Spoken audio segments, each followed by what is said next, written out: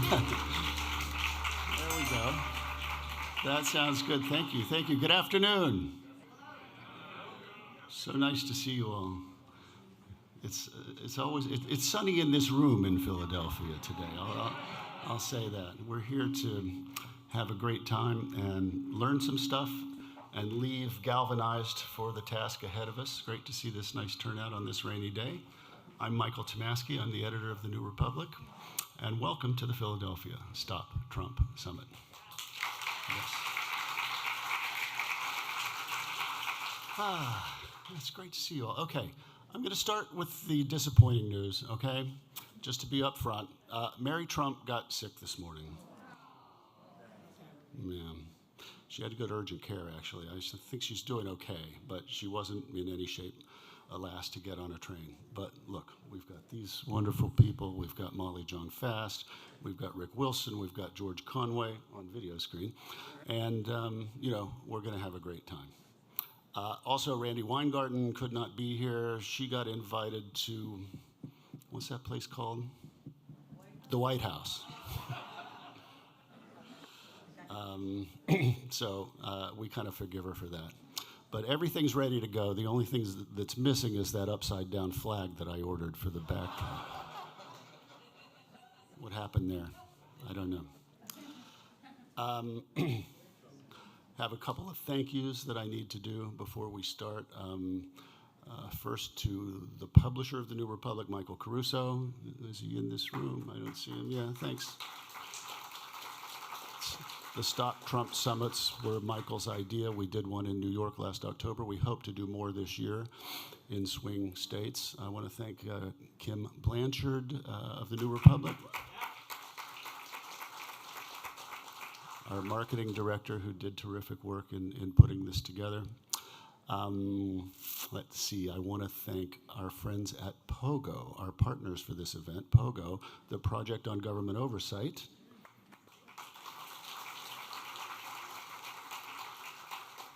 They do marvelous oversight and anti-corruption work, pogo.org. You should go to their website. Also, the American Federation of Teachers and our aforementioned friend Randy, but we work frequently with AFT on projects like this, and they're a great partner. Okay, I'm almost done. You weren't supposed to applaud that. That wasn't an applause line. But I just want to make a couple observations. Being here as we are, in this spot, and just up the street from that room, where those men in the summer of 1787 wrote the Constitution of the United States.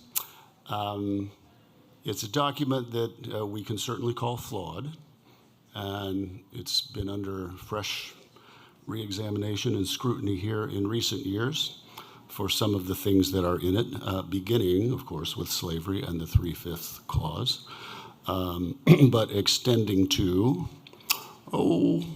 lifetime appointments for Supreme Court justices. That seems to have become a little bit of a problem. The Electoral College, the Senate of the United States, with 2 seats for Wyoming, which has 650,000 people, and 2 seats for California, which has, 40 million? Does anybody know? So these things are problems. Interestingly, the Senate, they voted on these things individually at the Constitutional Convention, and they voted by state delegation, so there were 13 state delegations. So you'll remember that it was called the Connecticut Compromise. We were taught in school, if you're my age, that it was the Great Compromise, right? That's what it was sold to us as when we were in 6th grade or whatever, and this was the feud between the small states and the large states. And this is where they came up with the solution of having a bicameral legislature, which very few democracies have, by the way. France doesn't have that, Germany doesn't have that, England does, except they stripped the House of Lords of any meaningful power more than 100 years ago. A page we might take out of their book someday. Anyway, I could go on, and I shouldn't, but the point I want to make is this. We're taught in school this great compromise and how, that settled everything. It was unbelievably contentious. It was horrible. They were at each other's throats, and it passed the Senate of the United States by 5-4. Passed by 1 vote. North Carolina switched their vote at the last second. Yes, there's a story there. New York was absent that day. A lot of people think that New York would have voted against, so it would have tied, and they would have had to go do something else. The next morning, the large states all got together. They were steamed. They were furious. They all got together, said, what are we going to do about this? We can't stand for this. And then they just couldn't agree on a plan B, so they just let it pass. So that's why we have the United States Senate. So there are a lot of things wrong with that document, but there were some things that were good with it. And it was very progressive and forward-looking and revolutionary for its time in many ways. They gave us a democratic republic. Now, conservatives like to say it was a republic, not a democracy, and we know why they say that. They don't want, having lost, really, 7 of the last 8 presidential elections, they're no big fans of democracy. But we are. So they gave us a form of government in which the people rule, the democratic part of it, and they gave us a form of government that is a republic, where it's a country of laws, and the laws are greater than any one person's ambitions or desires. Can I say that again? The laws are greater than any one person's ambitions or desires.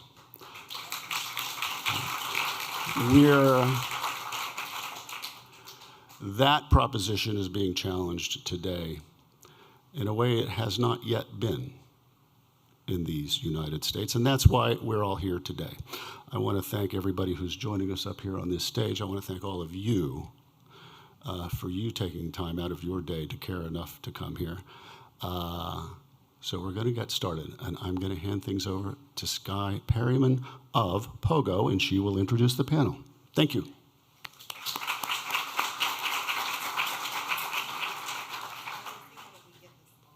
Thank you. Can you guys hear? Is it on? No. Okay. Here.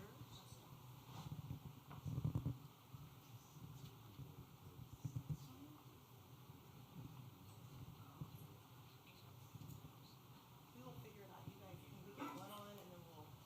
This works? That's working? No? Yes, great. Okay. Good afternoon. My name is Skye Perryman. I'm a lawyer and an advocate. I run an organization called Democracy Forward, and we were on the front lines of challenging the Trump administration and the prior administration, the unlawful policies, and now work across the country to address extremism in state and local communities, as well as looming federal threats. But today I'm here in my personal capacity as a citizen that is concerned about American democracy. And I wanted to set the stage this morning. We have 3 wonderful experts that I'm going to get to let you all hear from, but we'll set the stage this morning with a few facts, because we like facts and we're not afraid of facts and looking at the truth, which is that in 2021, the United States, for the first time, was designated a backsliding democracy. And this designation was an outlier in that we are the only Western advanced economy to be added or on that list.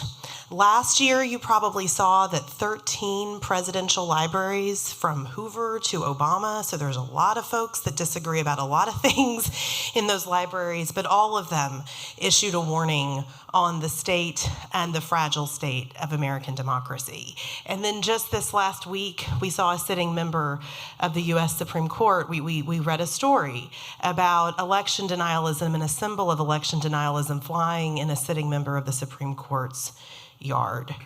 And so I think this is a good day for us to talk about authoritarianism and the weaponization of government and the threats that we are facing. I will say that all of those facts that I just recited are about the state of American democracy today. And yet we are in the midst of a year where there are other threats that are looming, a truly pivotal year. And so that's what we're going to focus on today, are understanding some of the threats from these wonderful experts and then talking about what can be done. And so I have the privilege of being here with Claire Finkelstein, who is a professor at the University of Pennsylvania Law School. She has such a long resume, and we want to get to the conversation here, but she does lead the Center for Ethics and the Rule of Law, and I would encourage you to look the center up. She is an expert on democracy and national security and ethics. I'm also incredibly excited to be joined by Rotimi Adeoye, who is a columnist for the Daily Beast, a voting rights expert, a veteran of Capitol Hill, and also engaged in getting his legal education, so we're incredibly excited to have Rotimi here. And then, of course, last but not least, from POGO, the Project on Government Oversight, which is the sponsor of this panel, and we are so grateful to you all, Joe. Joe Spielberger, who does a lot of work to ensure that our government works for all people, and is a policy counsel at POGO in Washington, and also has a deep history in state-based advocacy as well. So very excited, and without further ado, I think we'll start with you, Rotimi, because of this election denialism, which we continue to not be able, it seems like, to get beyond, including from the news this week. Could you talk about, from your perspective, as someone that has studied voting rights and worked on behalf of voting rights and been in individual communities working on these issues, sort of what concerns you most about this moment and the rise of these authoritarian tendencies in the U.S.? Definitely. Everyone hear me? We're good? Cool. I think one thing that stands out to me anytime we're talking about Trump and democracy is what he said when he announced his second term, which is I alone and the retribution. And I think that goes towards every single part of his candidacy. And one particular thing that stands out to me actually is a story. As a former election worker, her name was Ruby Freeman, and she was a volunteer election worker simply just trying to take part in democracy, trying to help her community. And the Donald Trump team created a ludicrous lie that she was filling ballots, that she was doing all these awful things. And the threats got so bad, she had to sell her home. She was living out of her car at one point, all because of the threats that Donald Trump and his team had carried out. And I think what that shows is that if he's elected again, not only will he be able to use kind of the loud and wild platform that he has, but having election officials and government officials chasing down people that are just volunteering in their community and using their government positions to really aggressively attack our democracy and individuals, people's lives, I think is a threat that we have seen in this election, but if it continues, it's only going to hurt our country more. And average Americans that are just trying to take part in their community are really going to feel the brunt of that. Okay, so that's on the voting front. In communities, it's not just a headline national news story, it's affecting real people. And so, Claire, we know that the threat goes beyond voting and beyond election denialism, and one of the reasons I think the organizers wanted to focus on the weaponization of government is to sort of understand and focus on that threat. So can you talk a little bit about, from your expert perspective, what's at stake here? And I just want to begin by asking the audience a question. How many of you were taught that democracy was safe because we had checks and balances? Just about everybody. And how many of you were taught that the two basic checks and balances for a runaway president were, number one, impeachment, and number two, the vote? Just about everyone, right. And those are supposed to be, I don't know if this mic is, yeah. And those are supposed to be the basic checks and balances of our system. But guess what? If we have a criminal president, a president who is willing to violate the law, then both impeachment and the vote can be undermined. So my question, I'm going to ask one more question, is how many of you still believe that impeachment and the vote serve as checks and balances on a runaway president in our democracy? Nobody. And that's the problem. And so what checks and balances really come down to now is the ability to hold a runaway president to account, to call him to account. And so I would say that the future of our democracy rests with the question of immunity. And it's not just the Supreme Court immunity case, it's de jure immunity, as we would call that, the Supreme Court coming down with the right decision in the immunity case, which I do believe they will. though I'm concerned about a somewhat watered down immunity decision. And as some of you may know, I filed an amicus brief in that case with Richard Painter as my counsel of record, with 14 national security, retired national security professionals, in which we tried to show that immunity would be disastrous for the chain of command. Most of those individuals were retired military, and tried to show that if the commander-in-chief is allowed to issue illegal orders, it would sow chaos into the chain of command. But also to show that a de facto illegality, de facto immunity in our system of government, as will happen if these trials fail, will mean that no president is ever held to the rule of law again. And that will destroy our democracy. So I literally think we hang by a thread. These trials, and we see right before our eyes that former President Trump is threatening judges, that people are intimidated, that it is very, very difficult for the justice system to function under these circumstances, very hard to enforce a gag order and everything that that means, that it is very hard to hold even a former president, let alone a current president, to account. And therein lies the grave peril for our democracy. Okay, we've touched on election denialism, yes.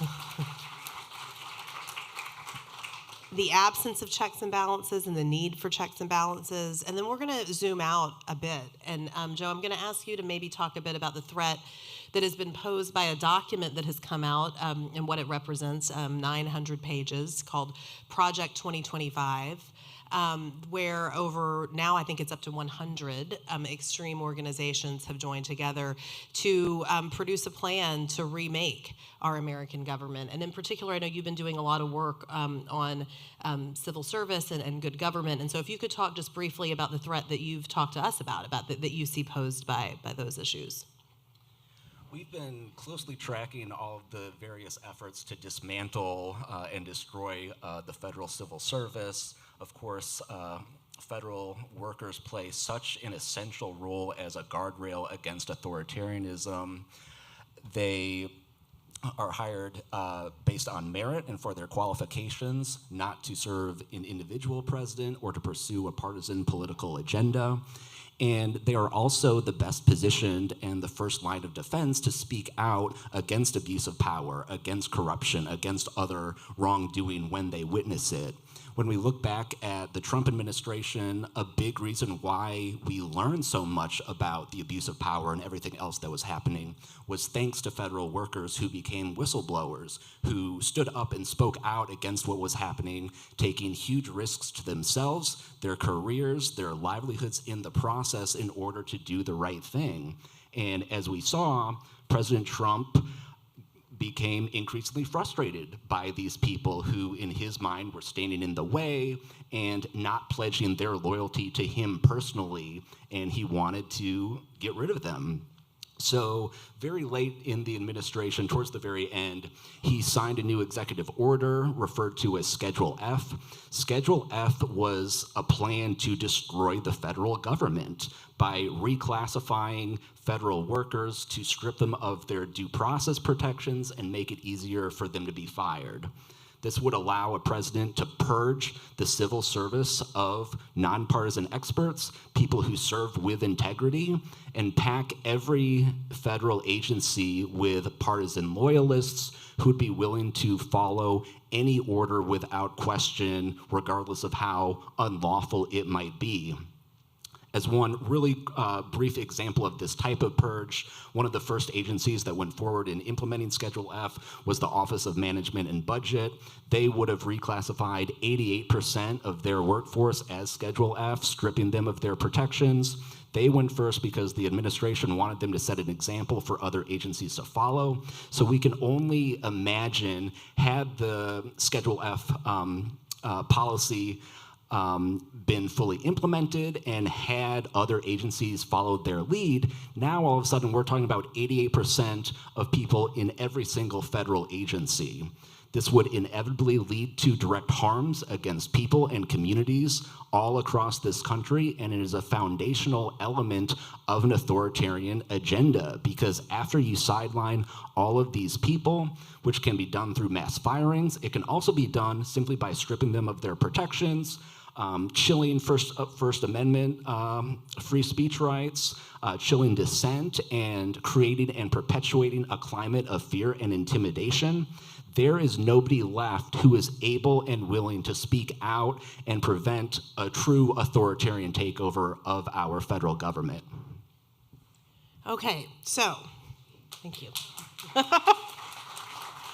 All right, we're clapping for the threats here, but we need to talk about the solutions. And so this was not just to be doom and gloom, although there is a lot of reasons to be incredibly concerned just based on the title of this panel, The Rise of Authoritarianism in the United States. Claire, I'm going to start with you, and we're going to be mindful of time because we're going to do like 2 more rounds, and we want to sort of leave some minutes. So just quickly, I think, what can be done now? I've heard you talk about that there are some things actually that can be done now. And so maybe reviewing a bit of those, in this perilous moment.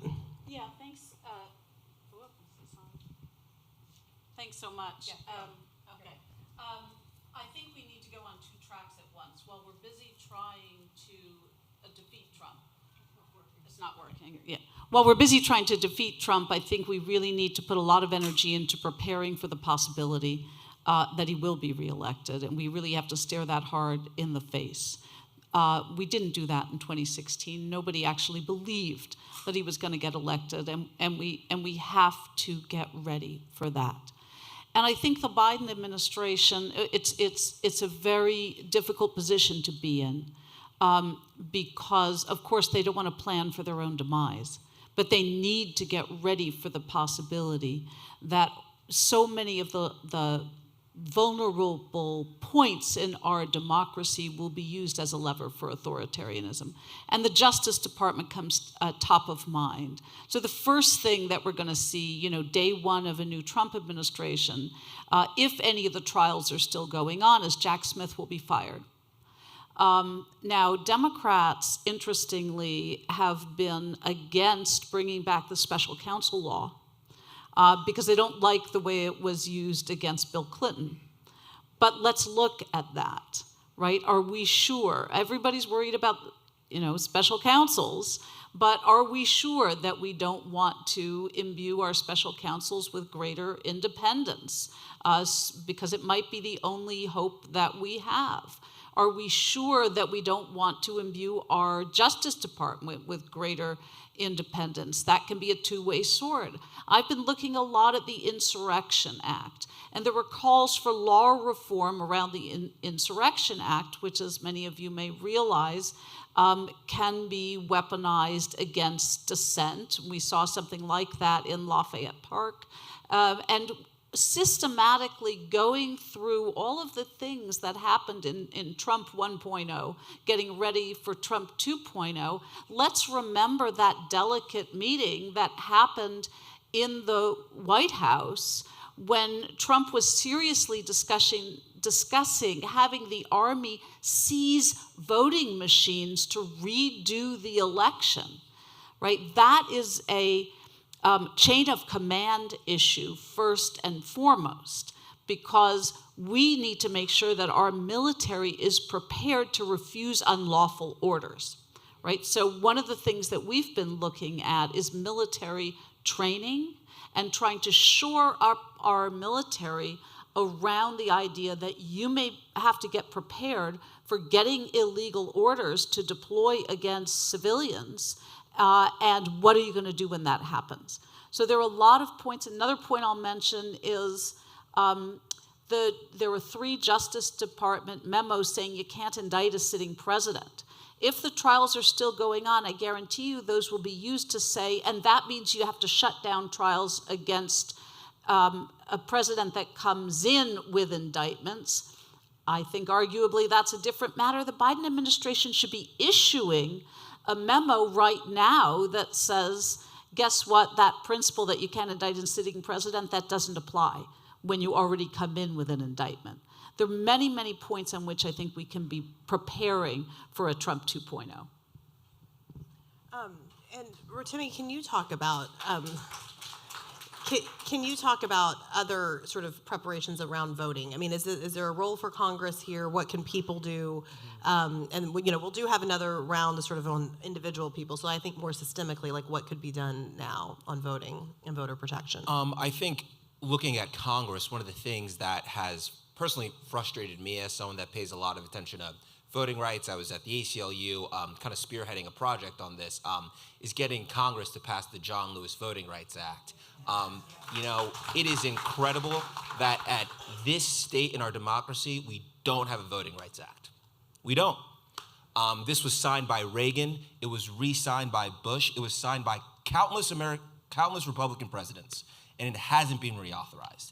And it's an embarrassment to our country that the voting, a fundamental part of how our country is created, has been constantly pushed back by the court system, and Congress refuses to put a system in place that we've said has worked for so many years and has made our country stronger and made voting easier. So I think that's a big systemic thing we need to do, is reauthorize the John Lewis Voting Rights Act. I also think another thing we need to do is, which I am happy to see the Biden administration is being very aggressive about this, is making sure we have federal judges, confirming federal judges and making sure they are there. So when these cases are coming through the federal courts, we have people that are thinking about the Constitution in a way that is focused on making sure America is really growing into the 21st century and making sure that democracy is expanding. So I would say making sure we're reauthorizing the John Lewis Voting Rights Act, and then also making sure we have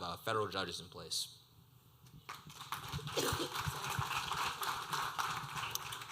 I'm going to ask you about the protection of civil service, and Kim's going to bring our water. Thank you. I got a little dust in my throat. But yeah, the protection of civil service. What can we do there?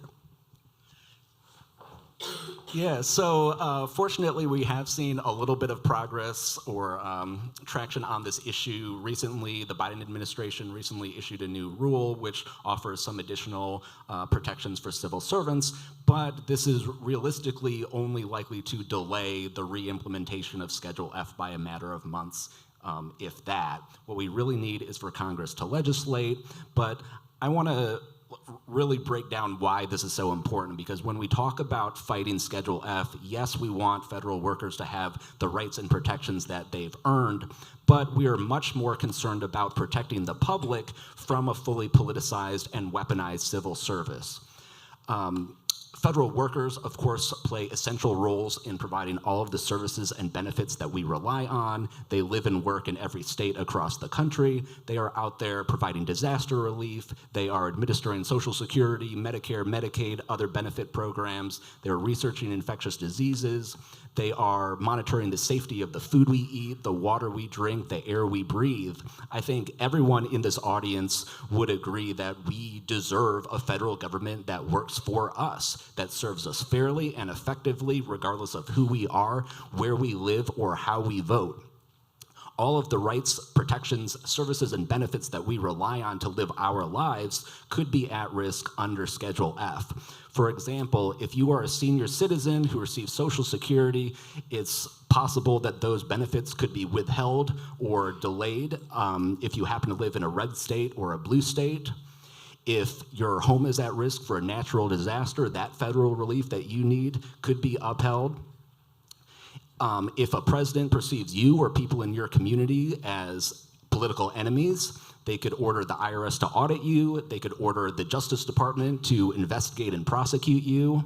They could find opportunities to send the military into your neighborhoods and communities. This is likely to be felt by people in very personal ways. And the last thing that I'll say on this is that they could get away with all of this because they will have packed every federal agency with partisan loyalists, again, who will be willing to carry out any order, regardless of how illegal it might be. And so there are things to be done, just really quickly on that. Are there things that can be done now on that? Yeah. Oh, you're going to do that at the end. Okay, great. That's fine. Okay. So we have just a few minutes, and one of the things we know, and I think I see so many familiar faces that you all know, when we have studied and looked at democracies throughout history, is that when they backslide, and when they decline, and when they die, it is often because by the time that everyone becomes aware of the threats and the harms, it's too late. That's what we know. And so my last question is, for all of you, is it too late? And if it is not too late, what do you want everyone here to know about what can be done in this moment to advance our democracy? So it's never too late. Even when you're in full-blown authoritarianism, it's not too late, right? We have seen an authoritarian government in Poland that came back really from the brink. We of course can fight for democracy, and we must. And we've been talking, of course, about the fear of a Trump 2.0, but I want to also mention that it's also never too late for democracy to be in danger. So we need not to be complacent even if Trump loses in November. Let's not forget January 6th, okay? It could be that the next January 6th makes the last January 6th look like child's play. So we need to be vigilant. And one of the things that I'm really concerned about is that we play too much for the short term. And we don't play a long-term game. So I wrote an op-ed during the first effort to impeach Donald Trump that criticizing the Democratic strategy because they were in a hurry to get it done before the election. And I actually thought a better strategy, because the most important thing was that Congress had the ability to enforce its subpoenas. We find Congress has actually a great deal of difficulty with that, right? And that those inquiries had to be protected. And I thought that going after members of the Trump administration, hauling them in and being able to ask them questions was critical, so that Bill Barr couldn't keep promising to come in and talk to Congress and not doing it, right? So we need to, that's just one of many examples where I think we need to play a long game. So I'll give you one other example, is federalism. We need to be extremely focused on the independent authority of governors. Now, each of these things is a double-edged sword. Everybody will have in mind examples where it can go the wrong way and where we can have governors that can flip the approach to democratic governance and the rule of law. But ultimately, if you believe in a system not only of horizontal checks and balances, but vertical checks and balances, which I think is the wisdom of our original system, we need to protect independence at all levels and be prepared, as I say, to fight that long game for the fundamental checks and balances of our democracy. Thank you. All right, I know what you're going to say, but is it too late? And if not, what can be done? Definitely not too late. I wouldn't be here if I thought it was too late. You know, I'd be doing something else. But on a more serious note, I think, you know, something that always has stood out to me about the American story is it is always two steps forward and then one step back. I mean, you know, I'm really interested in American history. I've been reading a lot about Reconstruction, and something that stands out to me about that time is that when Reconstruction ended, there were still so many people in the country that wanted to, you know, create the America post-Civil War that so many people wanted to see, and they kept doing that. And that's where, you know, you have the abolition movement slowly over time then turned to the civil rights movement in the 60s. And, you know, if those people gave up, we wouldn't have people like MLK, we wouldn't have folks like John Lewis, we wouldn't have Fannie Lou Hamer, all these great voting rights activists that stood up to fix and make our country stronger. So I think, you know, speaking on a more practical level, I think one thing, obviously, you got to do is get registered to vote. You got to get your friends registered to vote. And then also, got to make sure you're working as an election worker. I don't know if you've seen, Laura Trump is recruiting election workers across the country. And, you know, I haven't met everyone in this room, but I can tell you that I know everyone in this room would be 10 times better than the folks that she's recruiting. So I think I would tell everyone here is get registered to vote, and then make sure you're going out and work as an election worker, because we need people that are going to be making sure, the gears and the nuts and bolts of our democracy are running smoothly. So that's what I think we all should do. All right, Joe, is it too late? And what should we do? It's certainly not too late, and when it comes to Schedule F, we will continue to sound the alarm as we've done for years.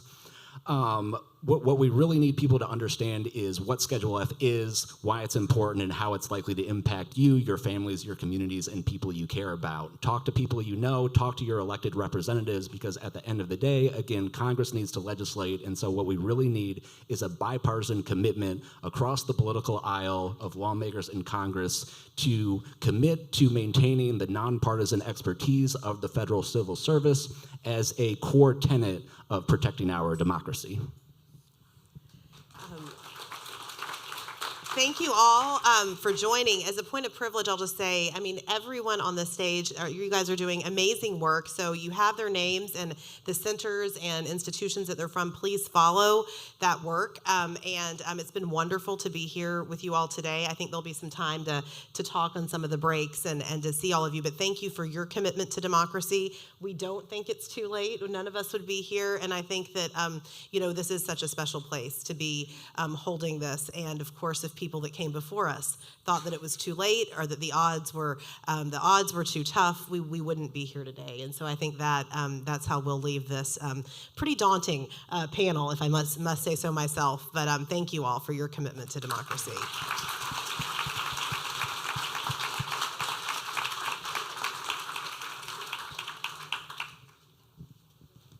The hell are the Republicans doing?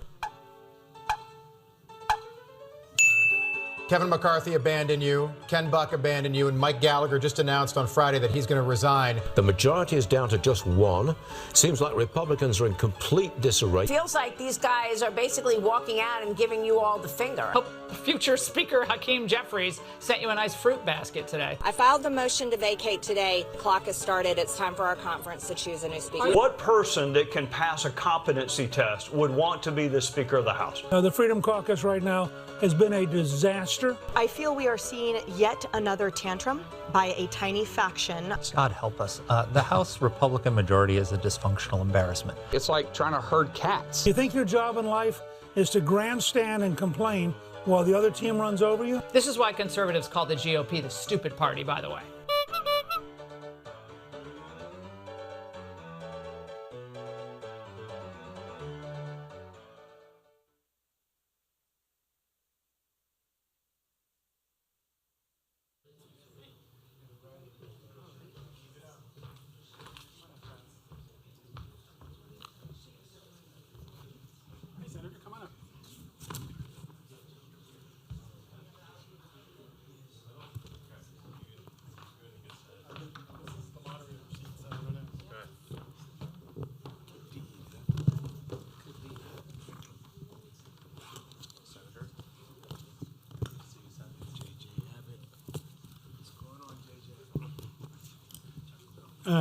All right, this is definitely on. Okay, good.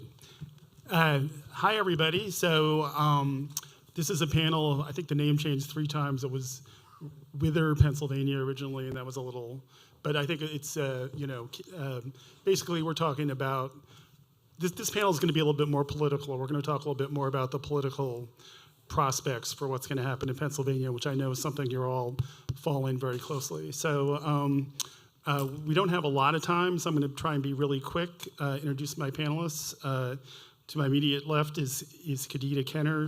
Well, let me introduce myself. I'm Will Bunch. I'm the national opinion columnist for the Philadelphia Inquirer. Thank you. And all I'll say additionally is that you should support local journalism, because we want a city that has we want a city that has real people covering the news and not and not some AI robots out covering stories. So, but we need your subscriptions to support that. So that's us. To my left is Khadija Kenner. She's the CEO of the New Pennsylvania Project and the New PA Project Education Fund, I believe, correct? Voting rights organizations that are modeled after the successful New Georgia Project, which you probably remember from the 2020 election and helped Biden win that state. The New Pennsylvania Project's primary focus is to civically engage, register, mobilize, and empower often ignored constituents. Khadija is a Temple University grad, cool. And she lives in the Philly suburbs, and her hero is Bayard Rustin, which I think we all can agree on that. So yeah. To my right here is JJ Abbott, who currently runs Commonwealth Communications, which is a political strategy and communications firm. You might remember JJ was Governor Tom Wolf's pit bull of a press secretary. So he covers all the Philadelphia bases. He grew up in the Philly suburbs. He got his degree at Pitt and then moved to the swamp there in Harrisburg. So he's got all the bases covered.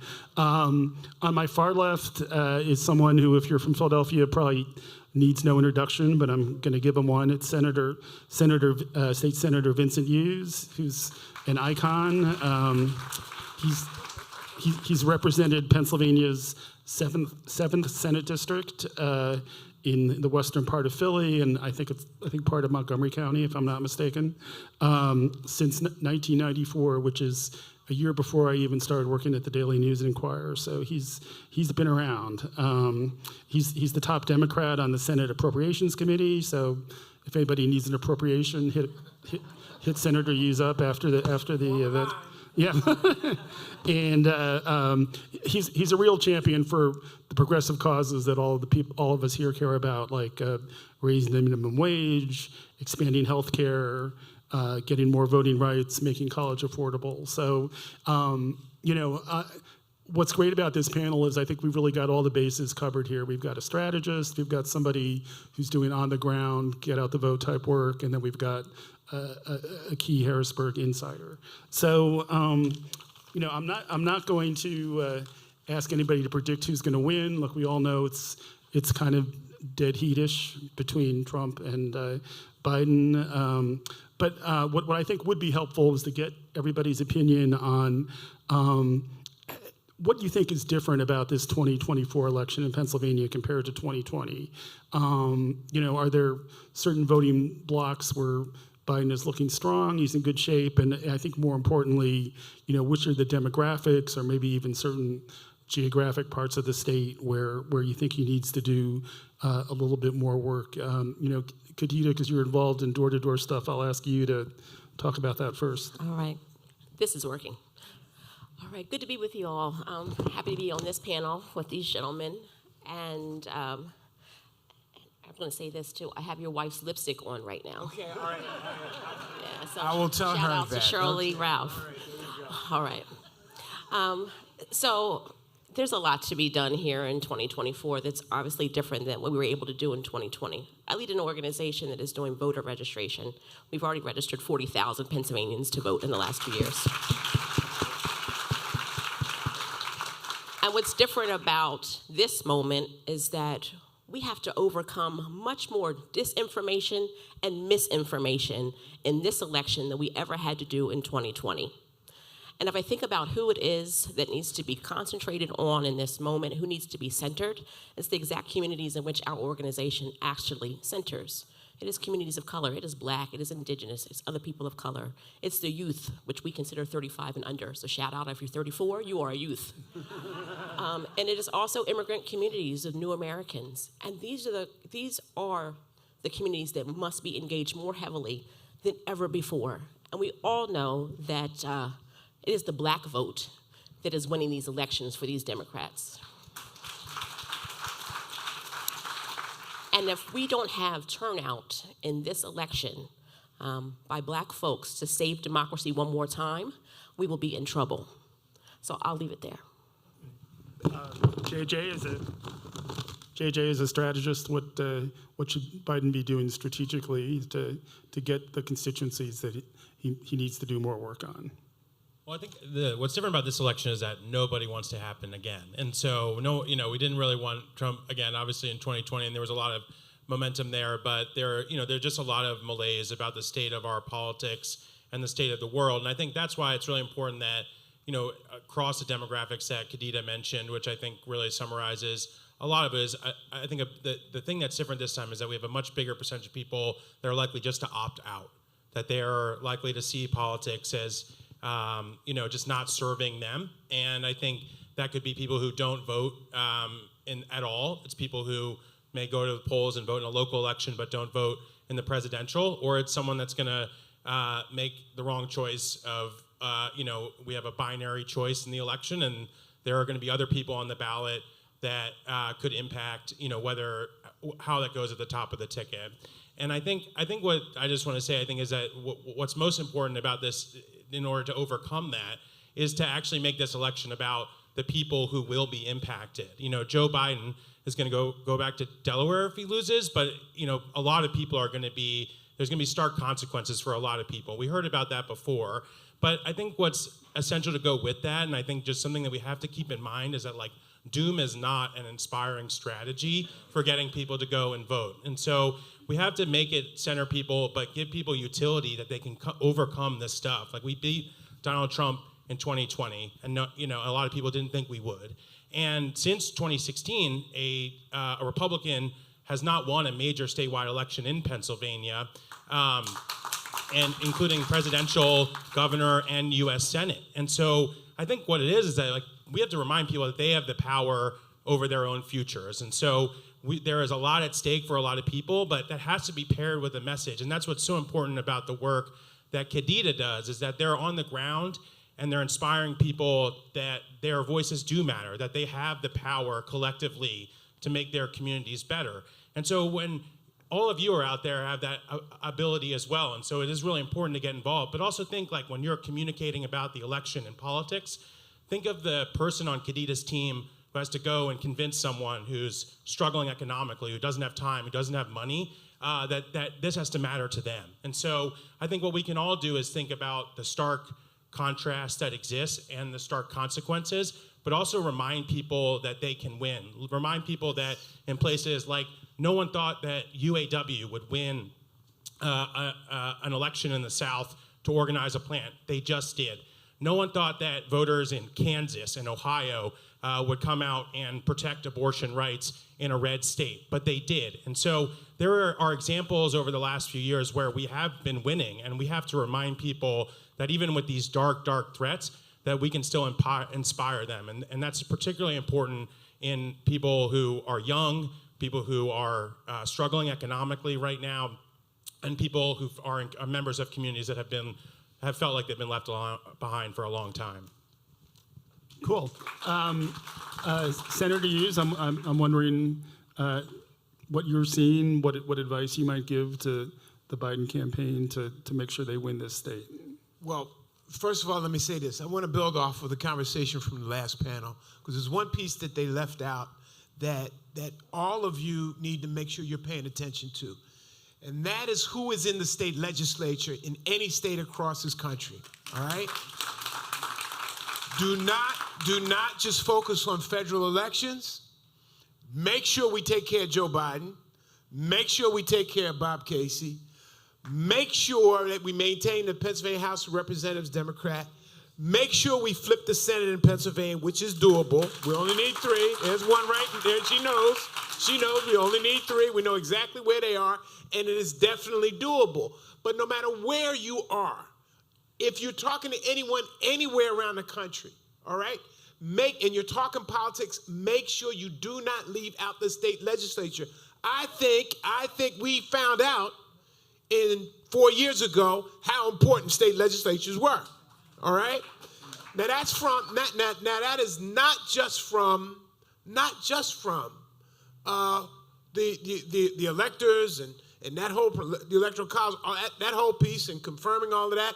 But if you look at the states, you see how much power the states have. The states are the backdrop. in reproductive care. The states are the backstop in voting rights acts. The states are the backstop in a whole bunch of other places. It is the states that fund public education, not the federal government, all right? These are, please, and I know, Will, this is a little off topic on your question, but I'm here for the 3,000 legislators all across the country that do not get the attention that they deserve to have, given the level of importance that they carry into this conversation.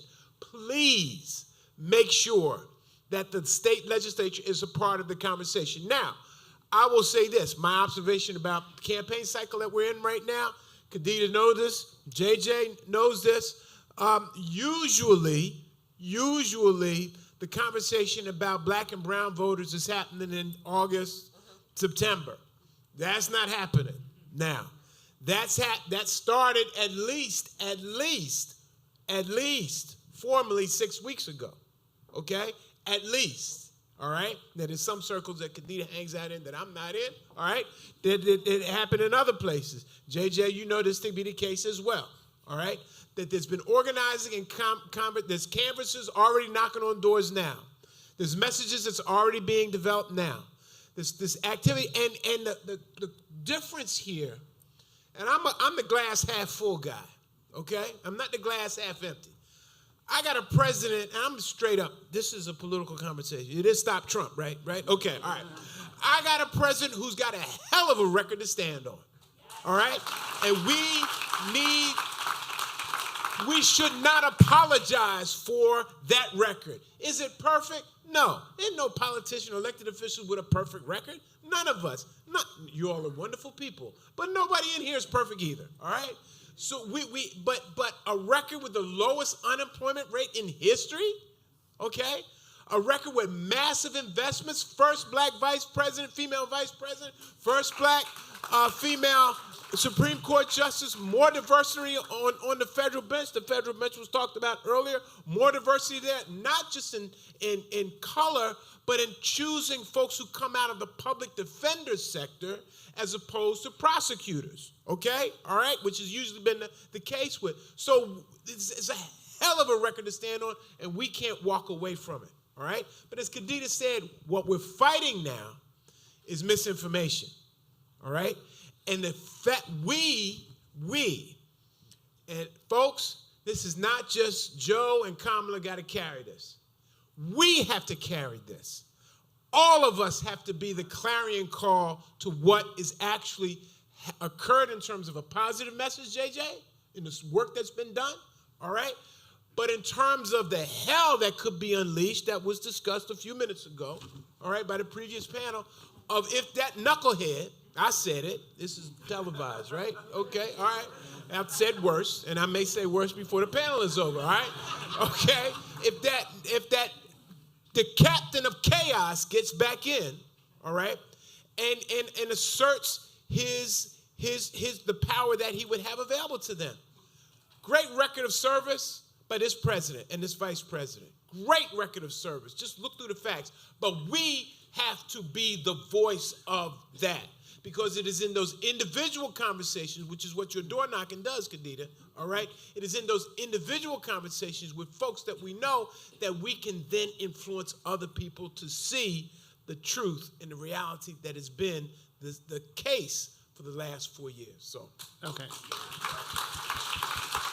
There you go. Well, thank you very much. No, I've got it. We have time for a few more questions, which is that was fantastic. That was great.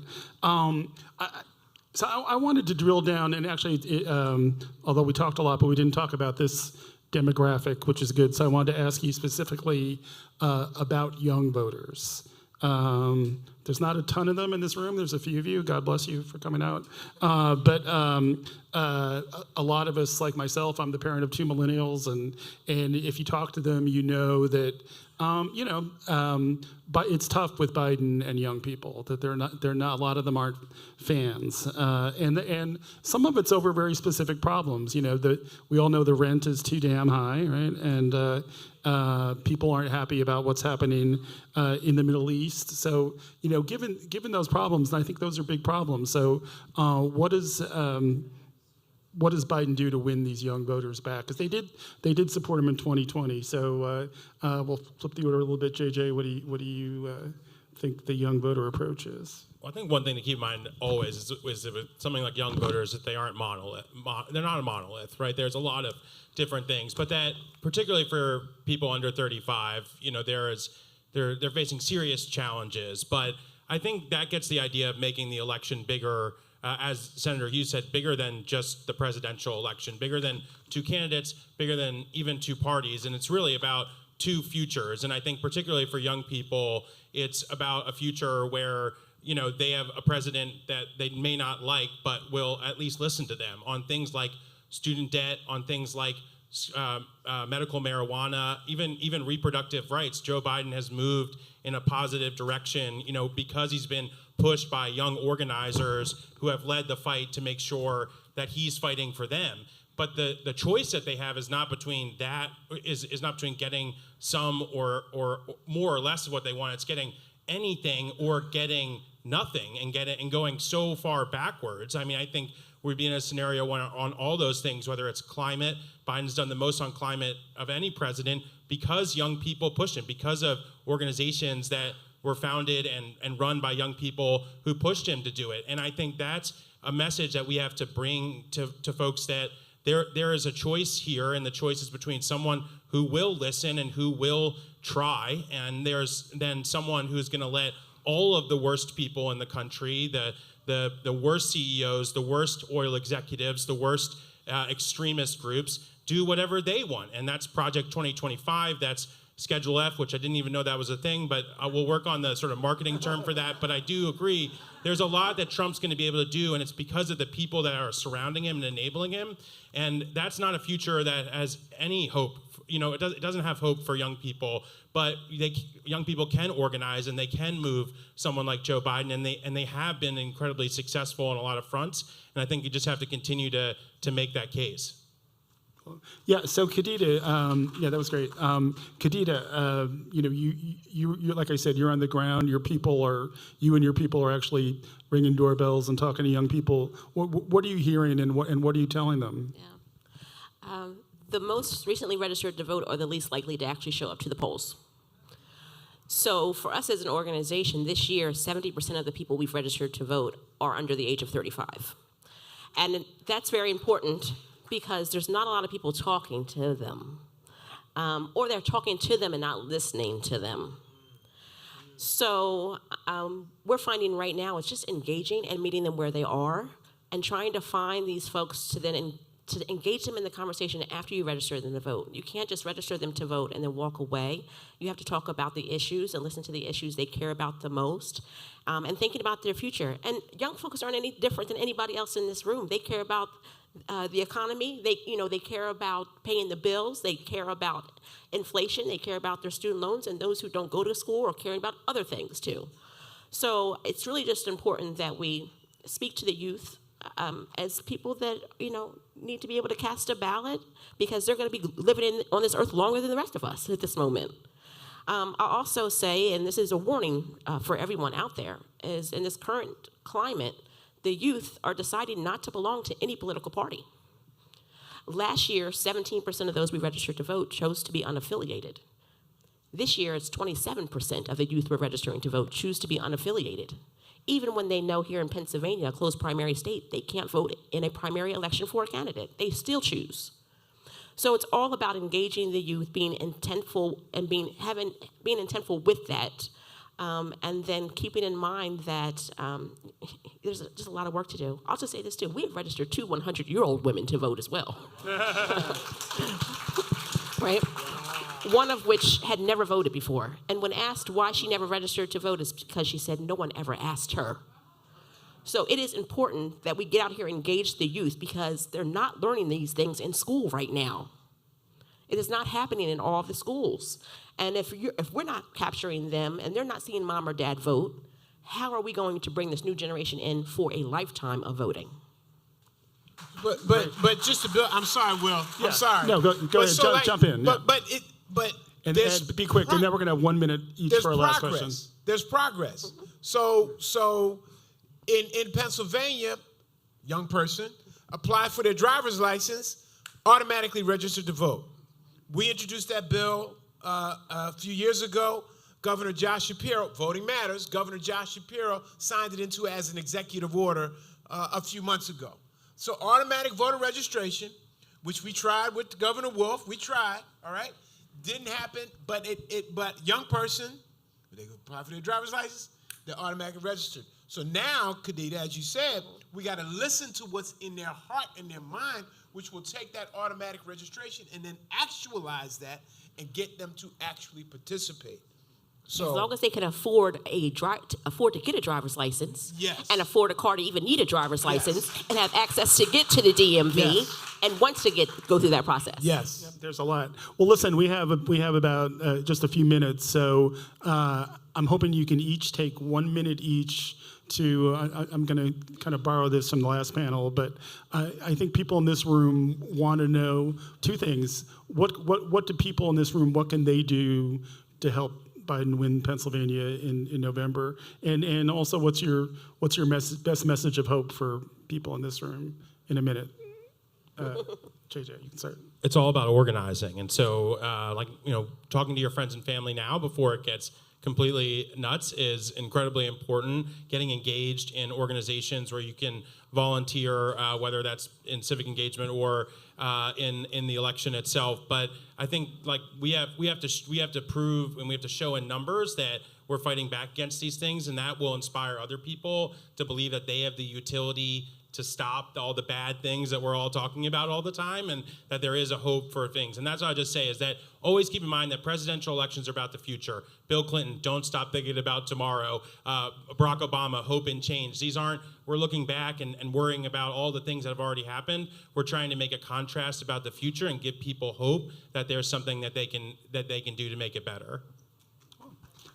Khadija, same thing. I'm an organizer, so always organizing.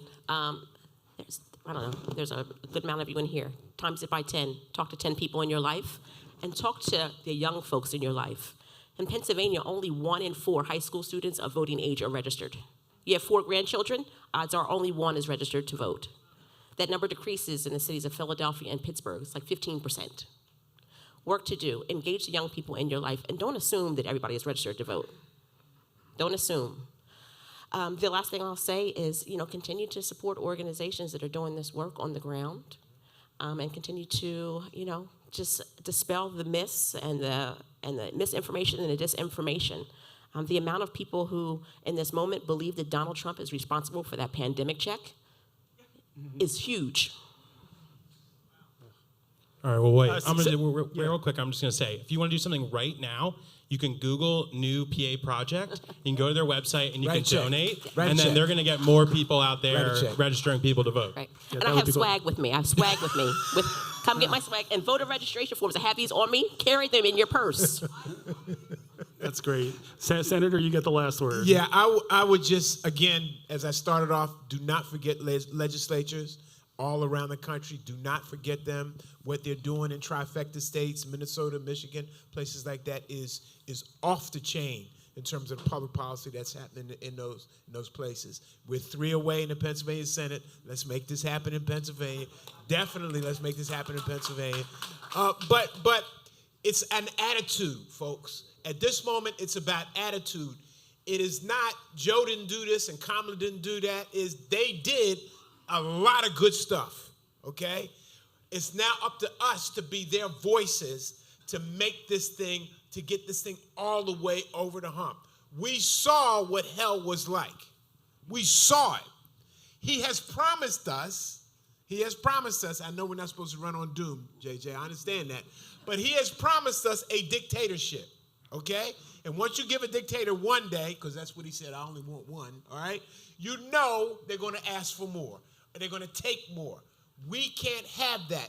Know that we can win. Every time choice has been on the ballot since the Dobbs decision, choice has won. Every time. We polled in our Senate elections, 1 or 2 down by 1 or 2 points. We asked the question on choice, up by 5, up by 7, up by 9. We can win, people. We just got to act like it. We just got to be responsible for it. We just got to take the winning hill. It's right there in front of us. It's right there in front of us. We can do it. Well, I feel a lot better listening to that. So, well, thanks to all of you. Thanks to the New Republic, and thanks to all of you guys for coming out. It was a lot of fun. Thanks to Will. Nothing worked, Donald. Nothing. You tried everything to delay the trial. You failed. Now Melania gets to be humiliated again. She hates you. Being reminded that you f***ed a porn star. Stormy said you sucked in bed. And then you paid to keep it secret. Embarrassing. Lied about it over and over. Truth came out. Now Judge Marchand has you on a leash. That's a good boy. Gagged. Do what you're told. He's had enough of your threats and your lies. Just like your wife. Alvin Bragg has your number, and the case is strong. Or humiliation. You won't testify. You'd screw it up. You're going to lose. A loser. You're going to be convicted. A convict. And you're going to pay. If you had any money. The only president in history to face a criminal trial. Fred would be ashamed. Maybe you're not being persecuted. You did this to yourself. Maybe it's because you're a criminal. Guilty.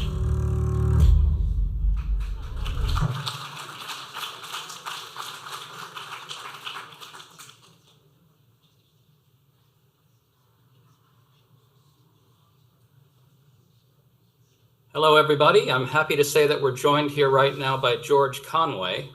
Given that you all probably wake up to George's early morning barrages of tweets, as I know I do, you won't need any introduction. So suffice it to say, we're all glad that George has crossed over from the dark side to battle against the threat posed by Donald Trump and his movement. George, how's it going? Good. How's it going with you, Greg? Not bad, thank you. So let's start with what's going on in Manhattan. It seems that some of the hurdles Something's going on in Manhattan? Yeah. Apparently, Mike Johnson and J.D. Vance and a whole bunch of other Republicans have discovered this enormous injustice happening, which is the law is being applied to Donald Trump. Oh, gosh. You know, I've never seen such concern for criminal defendants before among these people, but okay. You know, due process. Go ahead. Yeah. Yeah. Well, so it seems that some of the hurdles we all anticipated have been dispensed with so far. Stormy Daniels held up under cross-examination pretty well. Yep. And as of when we're recording this, at least, Michael Cohen has held his composure, which is really saying something. How do you think the prosecution of Donald Trump's going so far? What has to happen to get to a conviction? I think they just need to finish up with Cohen, and I think they have a pretty good chance at a conviction.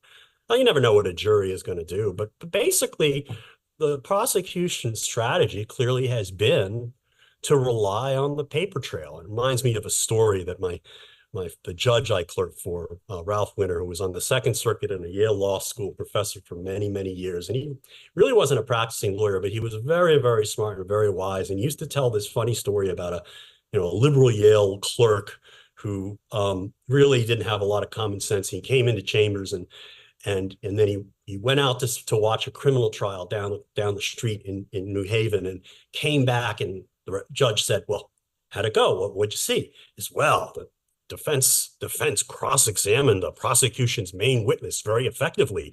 And, I don't think they're going to get a conviction because there were no receipts for the bribes." And my judge loved telling that story endlessly because, it's like, dude, there are no receipts for bribes. And contrast here, there are receipts everywhere. I mean, they're mislabeled as legal expenses, but the paper trail here is just not to be believed. I mean, they papered over everything, and it was clearly manifestly a lie. And what the prosecution did with Cohen is the reason why they put him last. I mean, there's a lot of sort of trepidation, like, oh my gosh, if he blows up and he's the last witness, that would be terrible. But what they did was they took the burden off of him. They've introduced all the evidence, all the receipts, all the checks and all the invoices and all the backup for each of the 34 counts. And they've told the story in multiple different ways already through David Pecker, through Keith Davidson, through Stormy, and through the people at the Trump Organization and Madeline Westerhouse, who was at the White House. And the story hangs together already, and all they need is to connect a few little dots here and there, and that's what they have Michael Cohen for. And the fact of the matter is those dots are not that hard to connect because only the story being told by Michael Cohen makes any sense, which is that Trump knew everything. He was neck deep in all of this. He had the meeting with Pecker in 2015 where they were basically arranged that they would route money through the National Enquirer to buy off women and take their stories off the market. And then they actually went ahead and almost did that with Karen McDougal, to the point where they're almost ready to cut the check. And, Trump was just neck deep in that. There's no way he's going to spend that kind of money. I mean, this is a guy who Madeline Westerhouse, or was it Rona or Madeline, one of the Trump people testified that, Trump was upset about somebody spending $600 on something. Well, this was $150,000 in the case of Karen McDougal, and then $130,000 in the case of Stormy Daniels, which then had to be grossed up because they had to pretend that that it was income to Michael, which meant it ended up being $420,000. They also had some $50,000 reimbursement that he was also grossed up on, and it's like, dude, the dude does not spend that. I mean, he professes to be the richest man on earth. He's not, but he's extremely well off, but. He's a penny pincher. He knew exactly what was going on.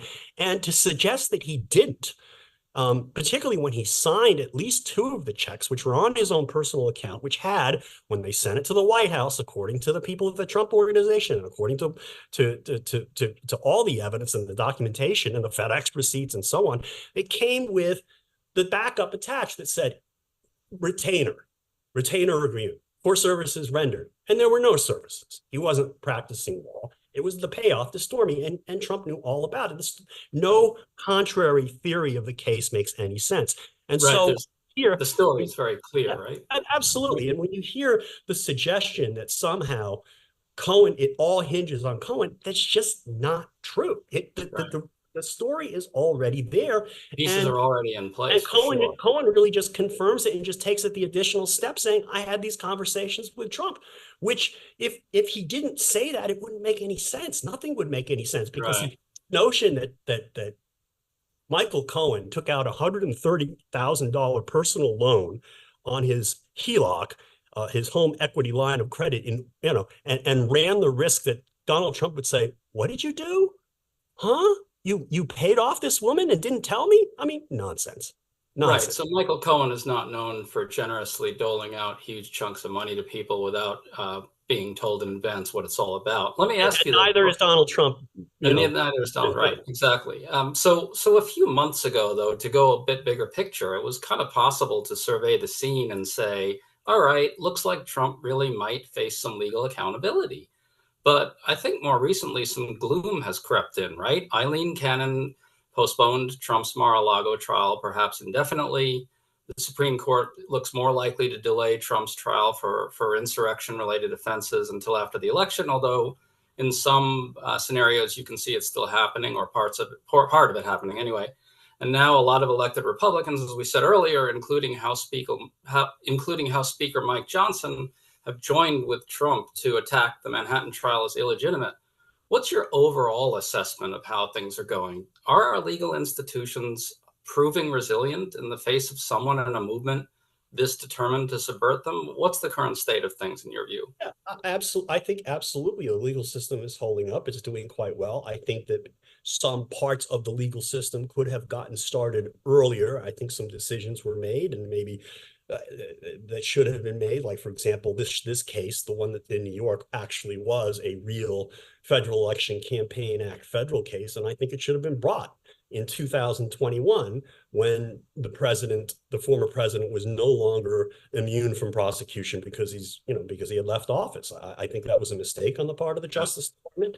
I wish that some of the investigation, and there's a big debate on this, and I really am not in a position to understand what was going on behind the scenes. Maybe someday people will write books about it and we'll know exactly what the Justice Department was doing when. And I think they've done Jack Smith has done an excellent job, but it would have been nicer if there had been more, if somehow there could have been more focus on the higher ups earlier during the course of the investigation of the aftermath of January 6th. I mean, you do get the impression that some of what that the Justice Department was in part spurred on by the January 6th committee hearings, and also by the fact that the Mar-a-Lago documents situation basically forced them to realize we have to prosecute this guy for this, so we might as well prosecute him for the other crimes that he's done. Right. But I don't want to second guess the Justice Department on that, because I don't know that it's helpful.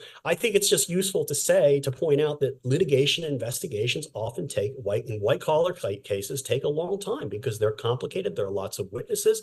And the defendants and their allies are practiced at delaying, and the system is designed because of its, the need to protect individuals and the need to follow the law. It's a deliberative process. It's a deliberate process, and it takes a while. And I think, people shouldn't say, oh, it's terrible, it's terrible. It is not the job of the legal system to keep Donald Trump from being president. That's our job. That's the job of the voters. And we can't lose sight of that. I mean, there was never, ever going to be a magic bullet. The section 3 of the 14th Amendment, I think the Supreme Court got that wrong, and tragically so. But the fact of the matter is, it's politically, we have to get to a country that wouldn't even think of electing Donald Trump. We're not there yet, but hopefully we will be there in November. And then after that, I think that, if he loses, I think he will lose in a way that will cause the Republican Party to have to reformulate itself, and maybe there'll have to be a new conservative party in the country. George, I got to remind you that in 2012, which was a while ago, Barack Obama said, or in the run-up to 2012, I believe, he said, if we win this thing, I'm paraphrasing, the fever will break. And of course, the fever didn't break. Okay. But that was a slight cold. We do have the fever now, but I really do think that we are seeing the potential breakup of the Republican Party. I mean, this is we do a whole other podcast. Let me ask you about that, George. So you've been around the Never Trump movement for a while, right? Let's talk a little bit about how well that movement's doing. You have Sarah Longwell's group launching a $50 million effort to persuade Republican voters alienated by Trump to vote for Joe Biden. And look, there were some signs of success at this in 2022 when this kind of work did get moderate Republicans and GOP-leaning independents to vote against MAGA candidates and vote for Democrats. How do you feel about it now? Is it heartening that chunks of GOP voters are voting for Nikki Haley in these GOP primaries? Will they seriously consider voting for Biden? Or is the more important point here that huge amounts of Republican voters are all in with Trump and MAGA, no matter how degenerate their attacks on the rule of law get? Is this a catastrophe? I think it's a question of looking at whether the glass is 3/4 empty or a quarter full. And I like to think of it as it's being filled up as we speak. And the way I would put it is this. There are more and more Republicans who just cannot stomach Donald Trump. There is always going to be a core of people who will, they can't admit they're wrong. And fundamentally, they don't believe in democracy. They don't believe in, they have this jaundiced view of the legal system. They are basically completely corrupted by Trumpism and by Fox News and by the right-wing media. But more and more sensible Republicans are just saying, enough of this. I've had enough. Now, it may be that they can't bring themselves to vote for Joe Biden, but even if they stay home or write in Mickey Mouse, that's a positive development. And I think, too, one of the advantages that Trump has had over the last 3 years is we haven't seen enough of him. And oddly, a side effect of this criminal trial and his legal problems is that we haven't seen as much of him as we need to see. And that's why I think, it was announced today that we're taping this on Thursday, that Joe Biden was agreeing to a debate and that Trump would agree to a debate in Atlanta, I guess, at the end of June. And that's going to be a good moment because people will, if the Biden people play that right, they will just wage kind of a psychological war on Trump, and Trump is nuttier than ever. I mean, he had this rally in Wildwood, New Jersey last weekend where he's talking about Hannibal Lecter. He was just slurring his words left and right. I mean, this man is completely nuts, and people have forgotten how nuts he is. And the fact of the matter is, he's nuttier than ever before. And the way you can, he's under enormous amount of stress because of these legal problems. He nearly got himself thrown in jail the other day because he had to sit there listening to Stormy Daniels talk about how she spanked him with a magazine. And he started swearing in open court at the witness, and the judge was ready to put him in jail and said, you better stop that. He is losing it. And we have to just keep talking about the fact that the man is mentally unfit. He's not only just he's psychologically disordered. He's always been psychologically disordered. As I wrote in a piece in, I won't name the magazine since this is TNR. 5 years ago, I wrote in another magazine an 11,000 word piece talking about how he's a narcissist and a sociopath, a narcissistic psychopath, a malignant narcissist, however you want to phrase it. And he's even worse today, and he's suffering as many mental health professionals have been observing, as we can observe just by looking at the videos of him slurring his words and saying and just stopping in the middle of sentences because he can't get the sentence out because the word suddenly just dissolves in his brain. He's worse than ever, and he's more sensitive than ever. He's more delicate than ever. And he just you have to confront him with the truth and keep making fun of him and attacking him. Well, Jimmy Kimmel style, where Kimmel said, it's past your jail time. It drove him nuts. And what the Biden campaign did today, we're having the president say, hey, I hear you're free on Wednesdays, Donald. That's perfect approach. It will make him crazy. He will do crazy things at the debate.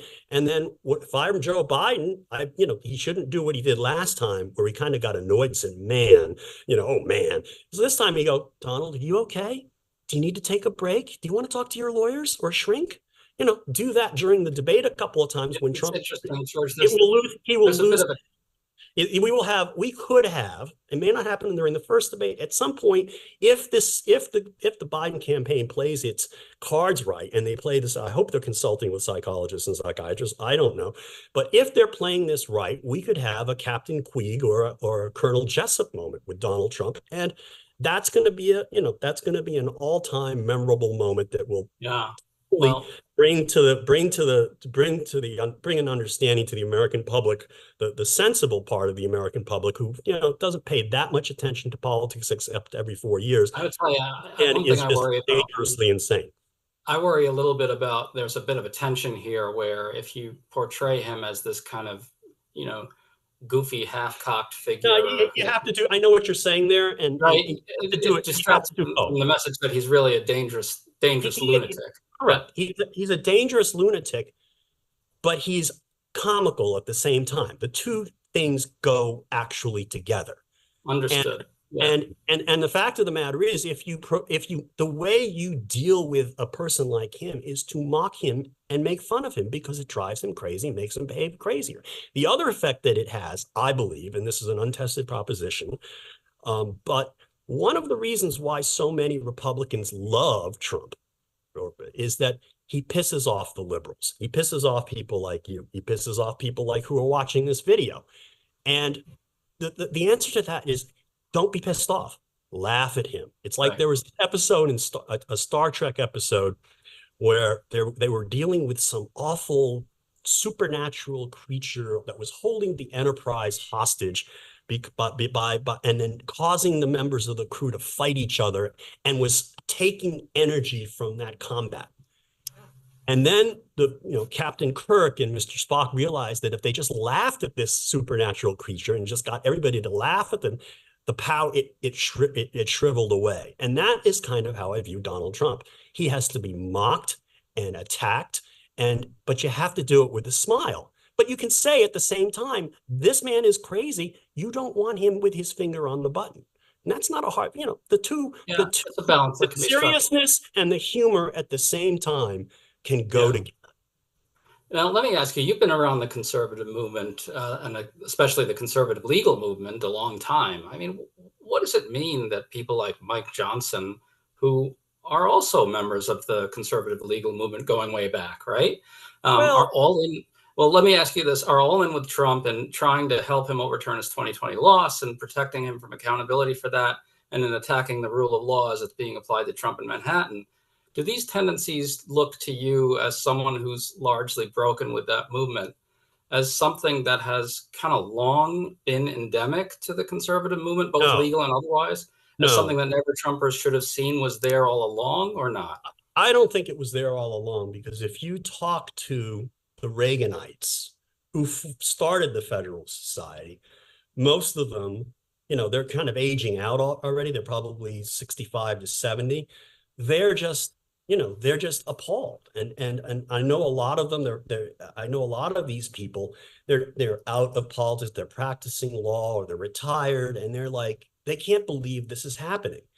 And so there are sort of multiple generations and multiple iterations of the conservative legal movement, and it has never been completely monolithic. Even in the Reagan years, you had people who were really, more libertarian. You had national security hawks. I'm not talking generally in the Republican Party. You had some people who, you had some people in the Christian right.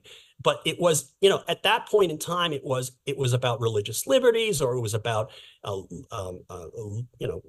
lowering regulations. It was like normal Republican things that I, a lot of things I would still be for if we had a normal political environment. But what happened was it got co-opted by a very, very virulent movement of people who really didn't care about principles. They only cared about power. They only care about grift. They only care about forcing their views upon other people instead of allowing, basically the free market of ideas or the free market economy to decide things. They are every bit as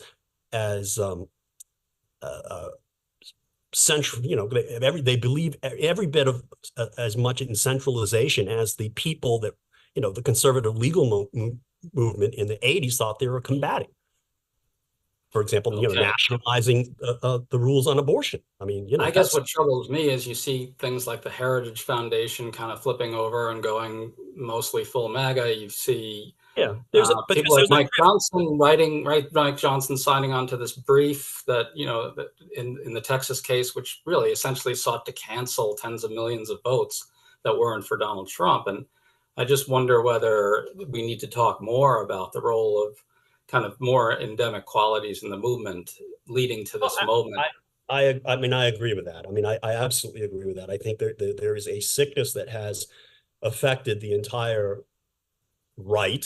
It's a combination of authoritarianism and grift, and it has affected the people in the conservative legal movement. But that being said, there are a lot of lawyers who are stretched, want to see something different, which is why I formed a group in 2018, and now we're sort of on our version 2.0. We call it now the Society for the Rule of Law, and just we're trying to, there's a thirst for a refreshed view of conservative constitutionalism and constitutionalism generally that basically is what we thought we were getting 30 or 40 years ago.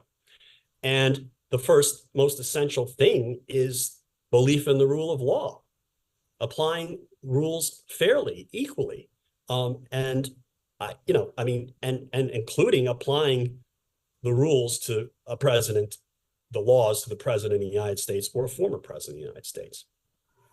Well, speaking of people who have integrity in the movement, last question, George, is there a back channel movement underway to get Liz Cheney to endorse Joe Biden? What are the prospects for that happening? Look, I think if you look at what the statements that she has made, I think there's no question she's all in for Biden. And I think at an appropriate moment, I think she's not going to be one of these people who, John Bolton, who to his great credit, basically tells the truth about Donald Trump, about Trump being a laughingstock among the world and being completely incompetent and being completely self-absorbed, then says, well, I can't vote for Biden either, so he'll write in something like write in who's a Watsy, as he did 4 years ago. I don't know who he wrote in. But I think from what I have heard from Liz is she believes the choice is binary. And I think at the end of the day, at the right moment, I predict she will make a full-throated endorsement of Joe Biden, and that will happen. Well, there you go. And if that happens, right, you could see a number of voices doing that, and it could really have an effect. I think it's a little too early for that. I think it's too early. I mean, it is a binary choice, really. So correct. It can't be dodged. Well, listen, George, good times. Good to talk to you. I hope you're right about all that. We'll see. We can be either that or I'll be podcasting from Guantanamo. We'll see. Well, I'll be listening if you are, George. They might pull the cord. Yeah, I may be there with you. Oh, you'll get a better cell. Probably. Thanks, George. Thanks for coming on with us. People keep asking if we were better off than we were 4 years ago.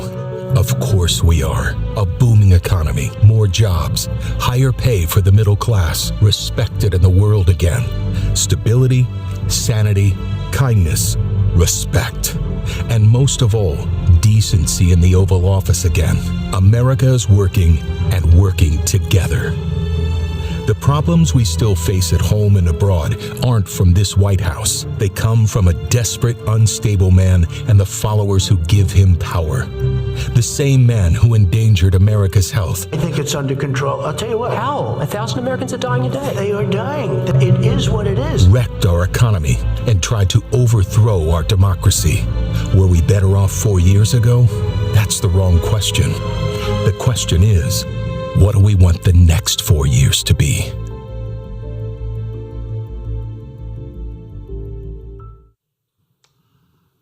Ladies and gentlemen, you see her on television every day, often more than once a day. That's it. And now here she is in the flesh. It's a faint praise. Welcome, Molly Jong-Fast. Thanks for having me, you guys. I am very sad that Mary Trump is not here, but she's not feeling well. But I have actually showed up for something, which I'm very pleased with myself for. She has showed up. And the reason, but I am being very difficult. But the reason that I've shown up is because Mike Tomasky was one of my first editors when I started writing political stuff, and he really taught me how to write, and I forever owe a huge debt to him, so he can get me to go to Philadelphia. Yeah, look at that. So anyway, I'm happy to be in Philadelphia anyway, but you know. Although she tells me she's a little under the gun time-wise, so. But I won't. We'll talk. We'll talk. Yeah, let's talk. We'll just talk. We'll just talk. So. Go. You have to. I forget. I'm sorry. You know, I'm so used to moderating stuff. I'm like, let's just talk. You know, you ask the questions. Okay. I'll start. Answer them. I'll start. Okay. So let's talk about the trial first. Yeah. How do you think it's going? We heard what George had to say. Do you think there'll be a conviction? And if so, do you think it'll have impact? These are like the worst questions, by the way, in case you're wondering. Let's get you on the record right now. Do you think he's going to get, right? Do you think he's going to get criminally charged? Look, do I think, okay, so first of all, I love George Conway. We're friends. I do think that a lot of how we got here is some of the legal stuff that was put in place during the Bush administration, and to not say that is a little bit of political punditry malpractice, as we could say. So let's just put that out there. You know, we all knew where this was going. Yeah. It's just, you know, they didn't want fascism like that. And you know, I respect them for joining us now, but you know, there's a high level of culpability for all these guys. So thank you. We love George, and we're glad, and those guys really owe us, let's be honest. And so they should be doing everything they're doing and probably more. The other thing I would say is, do I think that the rule of law is holding? No, I don't. I think that Donald Trump, but again, I would say, it's a rich white guy. This is a rich white guy getting away with it. History, and especially American history, is filled with rich white guys getting away with it. So the fact that we should be surprised that this man has really been able to run roughshod over our guardrails is perhaps the biggest problem. So I would say that. Do I think that I think that case is going as well as anyone expected. Right. Look, that David Pecker was an amazing witness. There was a lot of anxiety about this case, and he really did set the table. There are a lot of documents, as George was saying, and there certainly is a feeling that things are going pretty well. Look, the big anxiety was that Michael Cohen, when you write a book called Revenge, you may not be the greatest witness. You know, there's some anxiety there, but the reality was people were worried that he would get on the stand and lose it. He did not. He got on the stand. He sat there. He did what he's supposed to do. But again, who knows what a jury will do. My sense is that it's going pretty well for the prosecution. Okay, so let's say, forget the prediction part, but if there's a conviction. Keep going down this road. Huh? Well, I want to know what you think about the political fallout, because I think about this every day, and I'm sure they all do too. So, what do you think? Is there big political fallout, or moderate, or nothing? So, again, we have a lot of information right now from polls. I think all these polls are wrong. I'm just going to say this out there. I remember 2023, okay? Not 2003, 2023. Yeah. I remember 2022 when I was told there was going to be a red wave. There was no red wave, and the seats that Democrats lost, they lost because they gave them up. Yeah. They were New York seats that Democrats could have won had they been pushing, and California seats that they could have won. So my message here today is fuck the polls, okay? And I think it's really malpractice. I think Republicans have decided to juice the numbers on the polls as much as possible, and you see that. Look, there's Trafalgar is a polling mechanism which is basically propaganda, Republican propaganda. So they are in there. And look, one of my favorite horror stories of 2022 was a guy called Mandela Barnes, who I thought was excellent and had on my podcast, and everyone said, and Rick Wilson, who I love, but who also is is absolutely responsible for the mess we're in too, said, and I tell him that all the time, said, oh no, Mandela Barnes, way too liberal for Wisconsin, polling 8-9 points behind. Democrats got out. They didn't give him money. There was a sense this guy's a dead man walking. He lost by 1 point, okay? Ron Johnson is sitting in the United States Senate because Americans looked at polls. So I look at Ron Johnson and I remember that polls are bullshit. Yeah. Okay. That's all I have to say. Okay. Since you don't want to, I'll venture an opinion. Okay, go. Yes, and no, go. Yeah, where I was going with this, I'm sorry, I didn't finish the answer.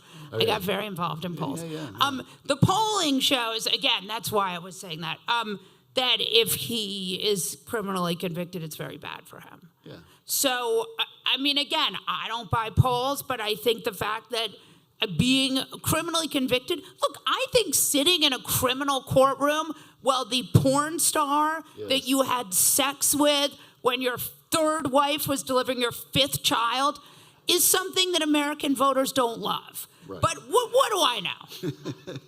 I agree. I think it's not big trouble for him, but I think it's trouble. I think among those low information swing voters, there's enough of them who will say, oh, convicted of a crime, that's kind of bad. And also, the other thing is we have this information bubble, right? So we have maybe 10 million people read the New York Times. That seems high, but okay. Yeah. And a couple million people watch cable news.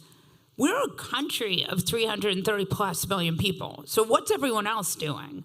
And that's something I ask people all the time. Yeah. And some of them are watching their local news at night, their local television news. Yeah. And this case actually has been breaking through that. So the question is, if you're a low information voter and you're seeing that your guy is sitting in a Manhattan courtroom, even if you're not watching it with bated breath, like, is that affecting your decision to go out or not go out? I don't know. Okay, now let's switch gears. The Biden campaign, how do you think they're doing so far? So there is not a single pundit in America who doesn't want to complain about the Biden administration's campaign's messaging. I don't know. They are running this very disciplined campaign, which involves things like 1 week they went to this state, Pennsylvania, 3 times, right? Biden loves Pennsylvania too. By the way, I was talking to someone, right? No, I know it's great. I'm sorry, it's amazing. I love Pennsylvania too. That's not right. He's right to love it. He's right. But someone in the White House was saying to me, "Oh, Biden's always in a good mood when we go to Harrisburg." Okay, I mean, so clearly this guy, he's going to Pennsylvania, he's going to Wisconsin, he's going to the states. He tends to be a person when he's on the trail, he has these amazing moments, right? Like with the kid and his stutter and with the he's a politician because he's gifted at connecting with people.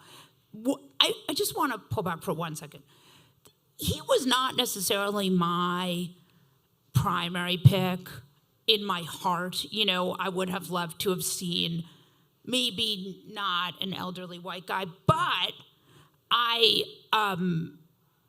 think that Democrats came together and said, like, this is our guy, and this is the guy who can get it done. And I interviewed Bernie Sanders for my podcast this week, and he is really he is still 100% on the Biden train. And the reason why is because he has done the kind of progressive legislation that Americans have really longed for. He has done those kind of things, and I think he continues to do that. And while that is not as exciting as some other stuff, it really is what we all, it's what ultimately was the ask originally. What do you think their core message needs to be? Like, I will offer one thought here. Not enough people know what you just said. Right. I saw a poll last week that said, who deserves credit? Maybe some of you saw this. Who deserves credit for the infrastructure improvements in this country? 40% said Joe Biden. You know what percentage said Trump? What? 37% said Trump. Now, it's because he says infrastructure a lot. Yeah, right. Remember that time when he was like, it's going to be infrastructure week? Right. No, it's infrastructure week now. So how do you deal with this misinformation society that we're in and this? Well, so again, it comes back to where do you get your news? Now, the Biden campaign has a lot of money, which is good.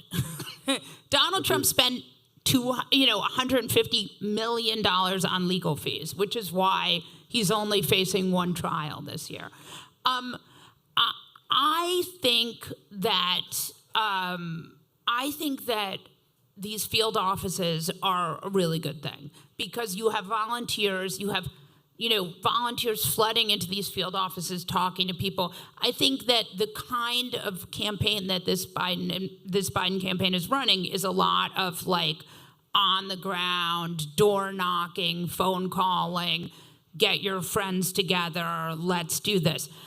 I think that is probably the only way to do it. It's funny because it's like we have so much information and so much news, but we are flooded with it and there's no kind of editing or fact checking. And so it's become, I don't know if everyone feels this way, but most of the time when I see things, I just don't believe them. Yeah.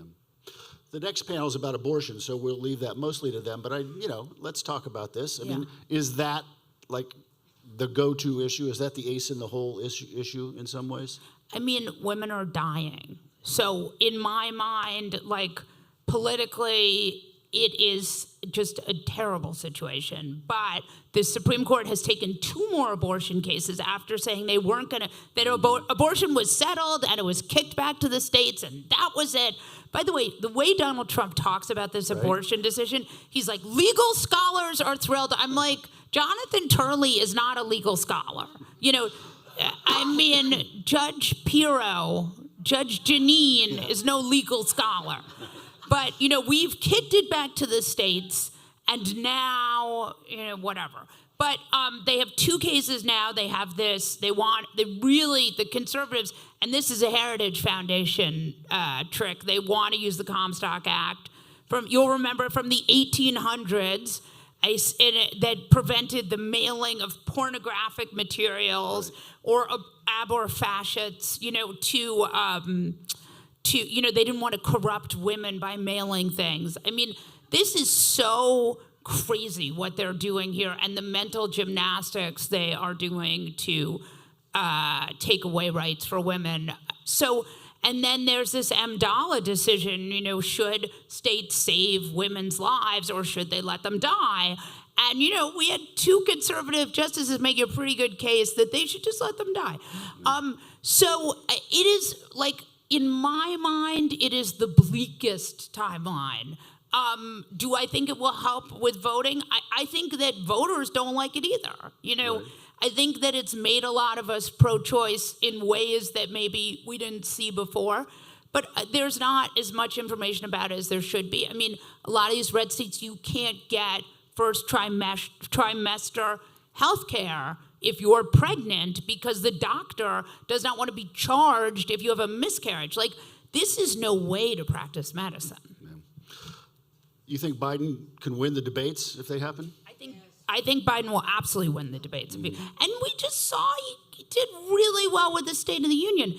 The thing that Trump does, which is amazing because he's such a moron, is that he does this thing where he says, Biden has dementia. I am the only one who's with it, right? And then he's like, the late, great Hannibal Lecter. I mean, okay, you're the one who's really got it together.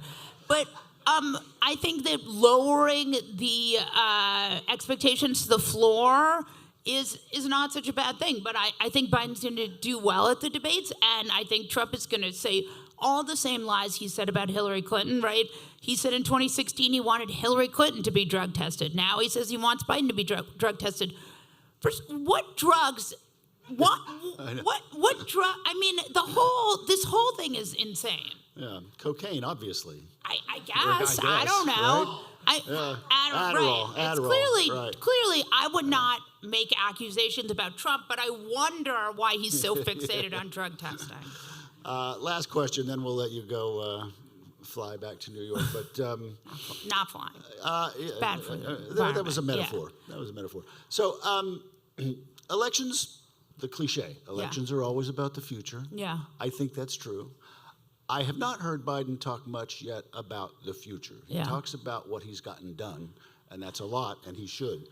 What should he say to pin down the argument about the future? Okay, now I'm going to say something a little controversial. Okay. Biden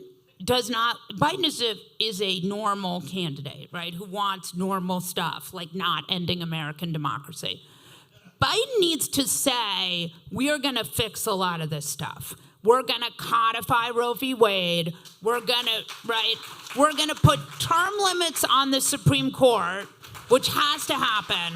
And by the way, that's like his worst nightmare, having to put term limits on the Supreme Court. This guy's a traditional guy. He doesn't want to do that. But it's time, right? That is for sure true. And then there's other stuff he's going to have to do. He's going to have to protect, voting rights. He's going to have to stop gerrymandering the way it's working. He's going to have to secure up the voting rights bill. I mean, he needs to protect if he is put back in office, if he is kept in office, it will be because of black voters and also white voters. And that's why I don't think these polls are right, because it would be the largest racial realigning since the Voting Rights Act. And I just don't see what Trump has done to earn those votes. But I do think he's going to have to put in protections in place. Like, What has happened with Trump is a rogue president who does not respect our norms. And there are ways to protect these norms, and Joe Biden needs to make it clear that he wants to do that. We're going to have a quick unannounced guest after this, so please leave these microphones on, guys, for a second. But please join me in saying thank you to Molly Jong-Fast. Thank you.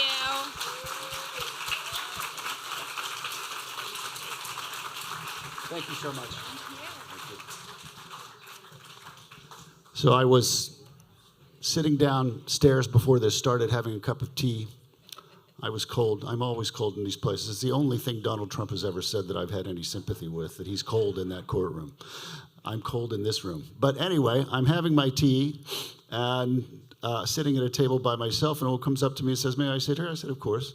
She said, "Are you headed for that Stop Trump Summit?" I said, "I am." She said, "Yeah, you looked the type." We started chatting, and it turns out that here she is, Anne-Christine Tedeschi. It turns out that she's doing some really interesting and important work that I thought everybody would want to know about. So she's going to have a couple of minutes here, 2 minutes, to tell you about what she's up to. So please welcome Anne-Christine Tedeschi. Super big thanks to Mike. I really appreciate it. I'm a journalist. I'm also sometimes an activist. And in October, I got my hands on Project 2025, which you've been hearing about. And I represent a campaign that started in the fall. We now have about 150 activists in New York. It's called Stop the Coup 2025. We didn't call it Stop Project 2025 because people didn't know what Project 2025 was, and many people still don't. So I hope one thing you'll leave with today is that your job is to help get the word out about Project 2025. But just to say that Stop the Coup 2025 is a campaign of education and mobilization. And we have taken that it's actually 887-page blueprint for what we call autocracy. And we've broken it down into very simple ways so that you can know what happens in terms of the blueprint by chapter, little 2 pages, bullet pointed on everything that is planned by the Christian nationalist movement. And what I want to talk about today is our focus is it's a nonpartisan project, so it's not about Trump. And one thing I would say that I haven't heard talked about today at all, which I think is essential, is to understand that this is actually a Christian nationalist agenda. The mobilization is taking place in churches right now. For example, the Heritage Foundation leading this is organizing principally through churches in Pennsylvania. That's the main focus. In Florida, they're doing it through the Spanish language radio. So there's a lot to be done. And we are focusing on not only telling people what is in this, but on strategy. And so we're both consolidating resources and strategy, focusing on amplifying what our allies are doing it. We're working with a lot of different groups. It's bilingual. And we're also going to be focusing on preparedness. There's a lot of things that need to be done right now, whoever wins, all right? And I think that one of the things that everyone says is, what can you do? So that's what we're focusing on. Our goal is to get the information into the hands, as I think Candida had said, that getting it into the hands of people who know how to speak to their community. Project 2025 is a document that really represents an ideology. It's called dominionism. It's got a whole plan. It's got $1.6 billion behind it. It has 100 groups. Every one of them is getting money to do a specific task. And we're going to tell you everything we can find out about it. And we welcome you to get engaged with us. Just one more thing. There's a little piece of paper I'll put out there, these about it, so you can go and get the campaign. The other one is this little piece of paper. We have a partner called the Democracy Labs. They just launched this on Monday. It's essentially a people-powered tool so that you can use your phone or tablet or a computer, and you can report an incident that you see happening in your community or a bit of news, and you can also document what's working. And so this is available to everyone. This is people power, and we're just starting it, and we're getting it around the country. There is so much that can be done with every single issue. Library bans, book bans, in the courts. There are victories that are happening all over the place. So don't think that we can't do anything. And we really have a PR job right now, particularly in Pennsylvania. We don't need to reach everyone. We need to reach specific communities in about 6 states with specific messages. And if we focus, we can do it. Thank you.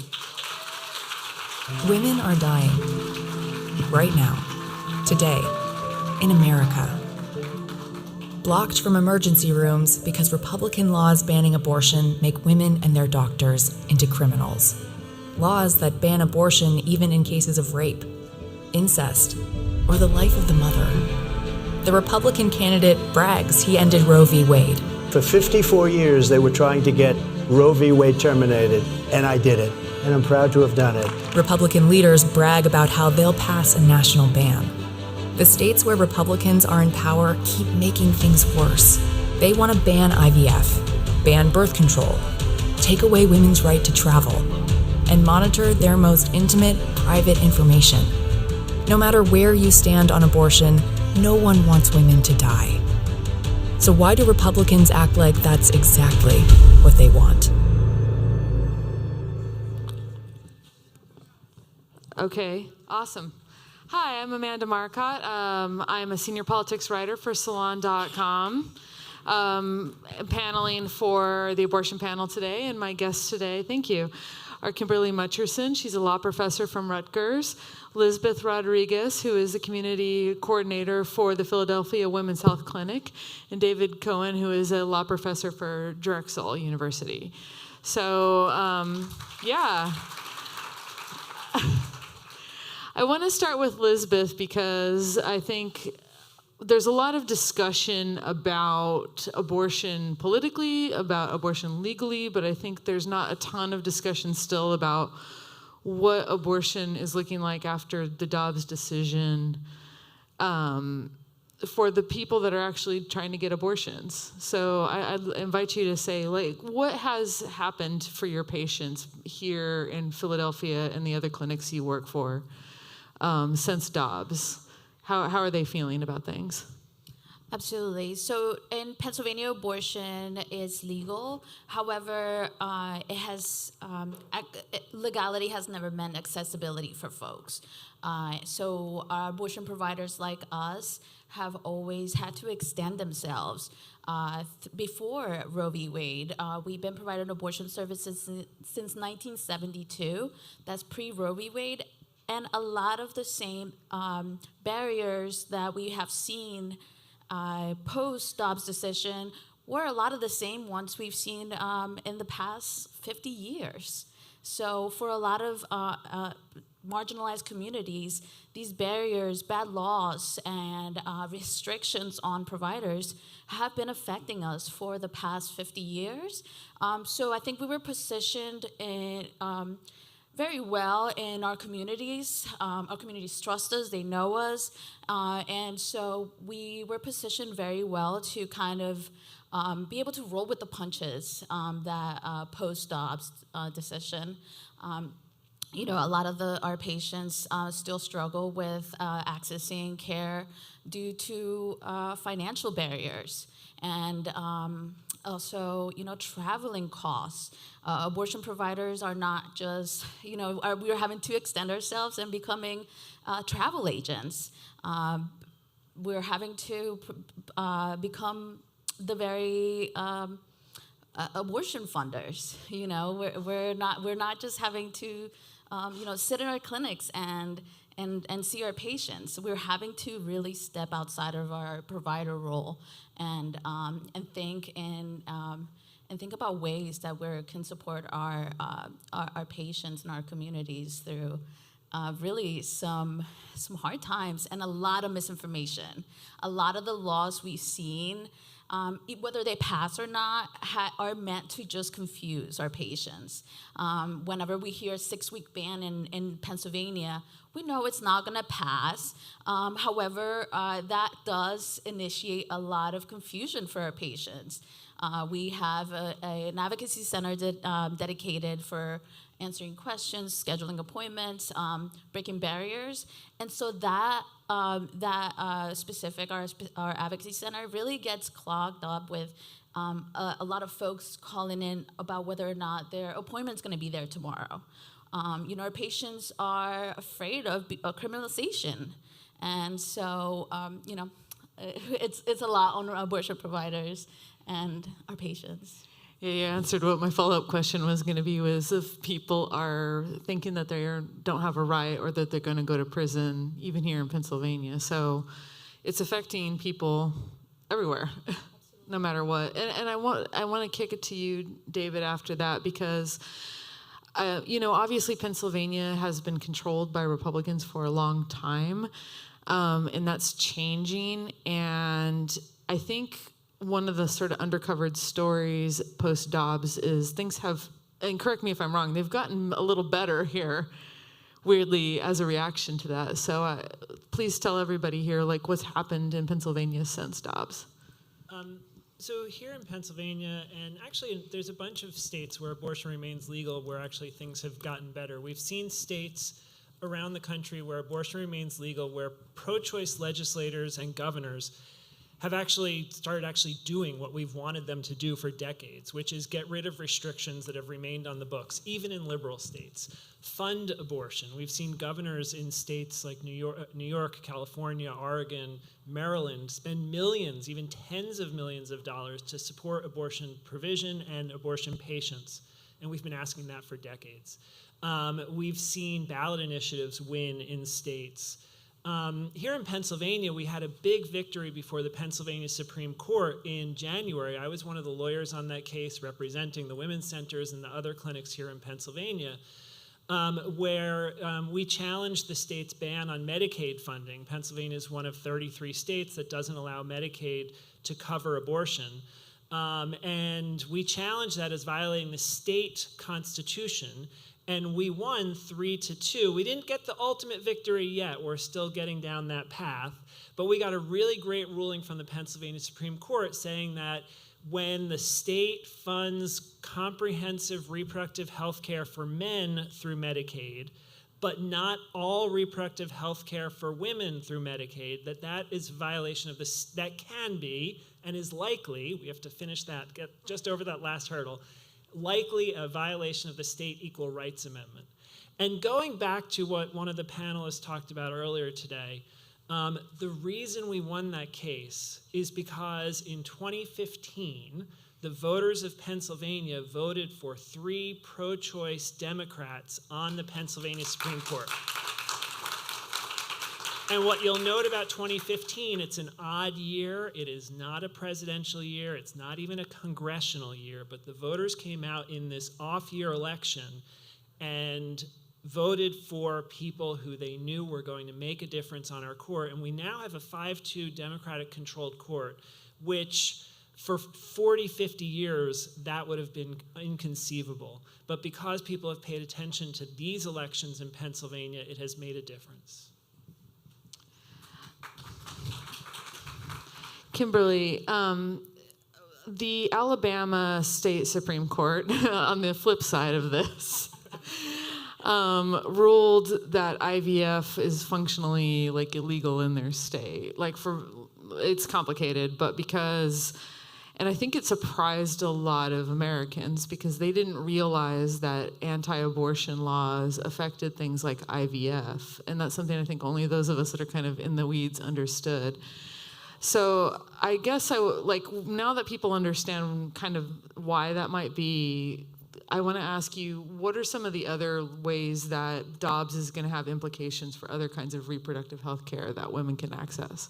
Yeah, I mean, one thing I will say about the Alabama case is, as someone who has read hundreds and hundreds of court opinions, one of the concurring opinions by the Chief Justice in that case has more citations to the Bible than I have ever seen in any court opinion I've ever read. So that tells you something about where all of this is coming from. But one thing to really keep in mind as we think about, embryos as children, right? An embryo is no different than 5 weeks gestation is no different than a 5-year-old. This movement has never been just about abortion. It was never just about abortion. It is fundamentally about personhood and creating personhood for entities that most of us wouldn't think of as people, right? Even if you think that there is value to them, even if you think that there are ways in which they should be protected, that they're not the same as people. But that is the direction in which these folks are moving us. And the implications of that for fertility are very clear, right? So if you have embryos and they are frozen, and we have anywhere from 500,000 to over 1 million, depending upon who you talk to, frozen embryos in this country. Well, if those are no different than children, then people who aren't going to use them are abandoning children. So we should probably give them to other people who will bring them to fruition, right? You certainly can't destroy them. You certainly can't let them be used for research, right? So what's going to happen to all those embryos? But the other thing that personhood brings us to is serious questions about criminalizing the behavior of pregnant women. And I want to be very, very clear that this is not new, that this is something that has been happening, particularly in a number of southern states, but really across the country for decades. And it is arresting women for miscarriages because you think that they tried to self-abort. It is arresting women for behavior during their pregnancy, whether it is illicit drug use or sometimes not illicit drug use. And who do you think gets swept up in that? It's a lot of women who look like me, right? A lot of black and brown women, a lot of low-income women. And the idea that the way that you deal with someone who has substance use disorder and who is pregnant is by putting them in prison, right, says a lot about what you actually think about fetuses and about being pro-life. So the spectrum here of what happens when people go after abortion is so much broader than just abortion. And it's unfortunate that it took these kinds of cases for people to start to see that, because again, this has been a part of our landscape for decades, but at least now people are talking about it more.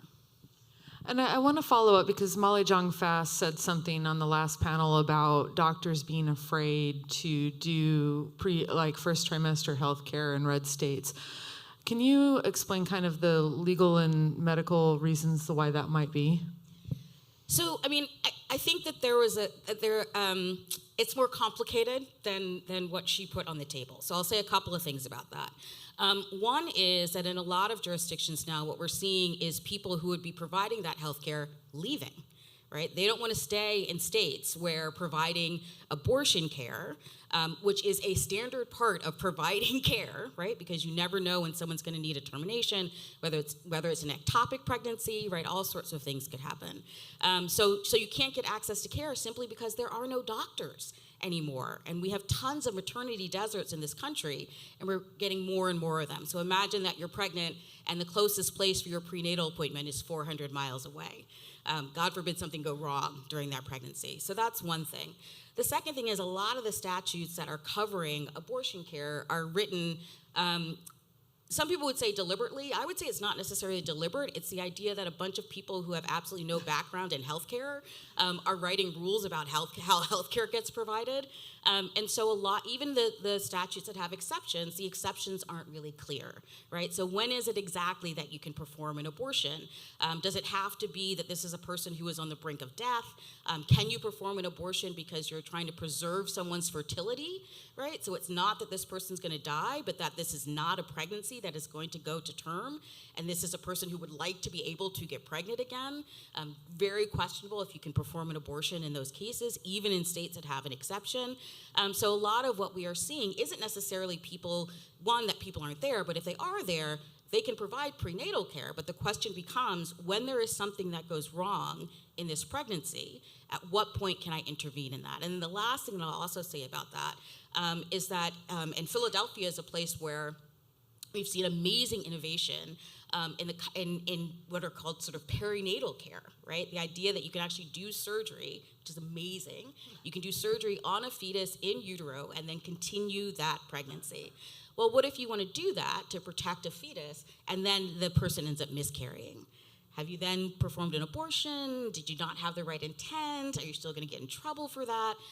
So the issues here are so much broader than just access to abortion. And I think that's something that's really become an interesting issue. A lot of people are surprised, Lisbeth, about how many stories have come out about women who wanted to have their babies, but ended up having to get what I think they may not have even realized was an abortion until it was banned. As somebody who's in the care world, can you tell us a little bit more about some of those black and white, or those areas that are more gray and not black and white, like an abortion by choice or an abortion for medical reasons? Like, what do you see in practice? Is there like gray areas in there that women are concerned about? Yes. However, I feel like the stigma around abortion really hasn't allowed folks to, grieve either the loss of their pregnancy, whether it's a miscarriage, a fetal anomaly, a fetal demise. And so a lot of that is kept quiet within their own families. And And a lot of that is going unsaid in the election. Independent abortion providers like us care for those folks as well. And so the line is definitely very blurred. However, a lot of the times folks don't feel that that they can truly come out and say, "Hey, I had miscarriage management at the abortion clinic," and so those conversations are really happening, and I think that's definitely that comes with stigmatizing abortion even further. And the way we can continue to destigmatize abortion is by speaking about it and not hiding around the word abortion, saying the word abortion. If you are pro-choice, you are pro-abortion. And talking about your abortion story, whether it was an elective abortion or you're having to manage a miscarriage or a fetal anomaly or a fetal demise. And so by storytelling, it really has shined a light in this topic and this population of people who are going unheard due to the stigma around abortion. Can I say one more thing about what counts as an abortion? Because again, I do abortion and assisted reproduction. Sometimes when you're using assisted reproduction, you become what I call too pregnant, right? You wanted to be pregnant with 2, but you ended up pregnant with 4, and carrying 4 to term is very dangerous for you, and it's very dangerous for the fetuses. And so what your doctor says to you is, I can do a procedure, they will never call it an abortion. I can do a procedure where we can selectively reduce 2 of those embryos, 2 of those fetuses, and you will be pregnant with twins instead of with quadruplets. And I'm not going to call it an abortion. It never gets regulated as an abortion. And yet, if you're talking about the termination of life, right, that is definitely what's going on in those cases. So there are all of these ways in which we sort of talk about abortion as a sort of static thing that everybody understands. The world is so much more complicated than that. I can say personally, I have friends who have stopped saying I lost the baby and are saying the A word now. I had an abortion because they are realizing, I think, the politics of this. David, we have a decision coming up from the Supreme Court soon on mifepristone, which is one of the 2 drugs used in medication abortions. I was surprised during oral arguments that Amy Coney Barrett seemed to be a little skeptical of banning this drug. And I want to ask your opinion of why you think she felt that way and whether the fact that maybe she's one of the only 2 people on the court who's given birth had something to do with it. Yeah, she's proving quite complicated in some ways. I mean, she still voted to overturn Roe v. Wade, but subsequent reporting showed she was a little hesitant about that. But, she did it, so that doesn't really matter, I guess. But in this case about mifepristone, which, like Amanda said, it's one of 2 drugs taken for a medication abortion, the other one misoprostol. This is really the big anti-abortion legal attempt after Roe v. Wade was overturned to even further restrict abortion. And it looks like it's going to be a big swing and a miss. Now, can't say for sure, but it looks like it's going to fail. And it looks like it's going to fail because these were doctors who brought this claim who are trying to say that because they might see a patient somewhere down the line who took this drug and had a complication, even though the complications are minimal, that this drug shouldn't have been approved in 2000, because these doctors might someday see a patient who takes this drug. It's really convoluted. It's really a terrible theory of getting into court.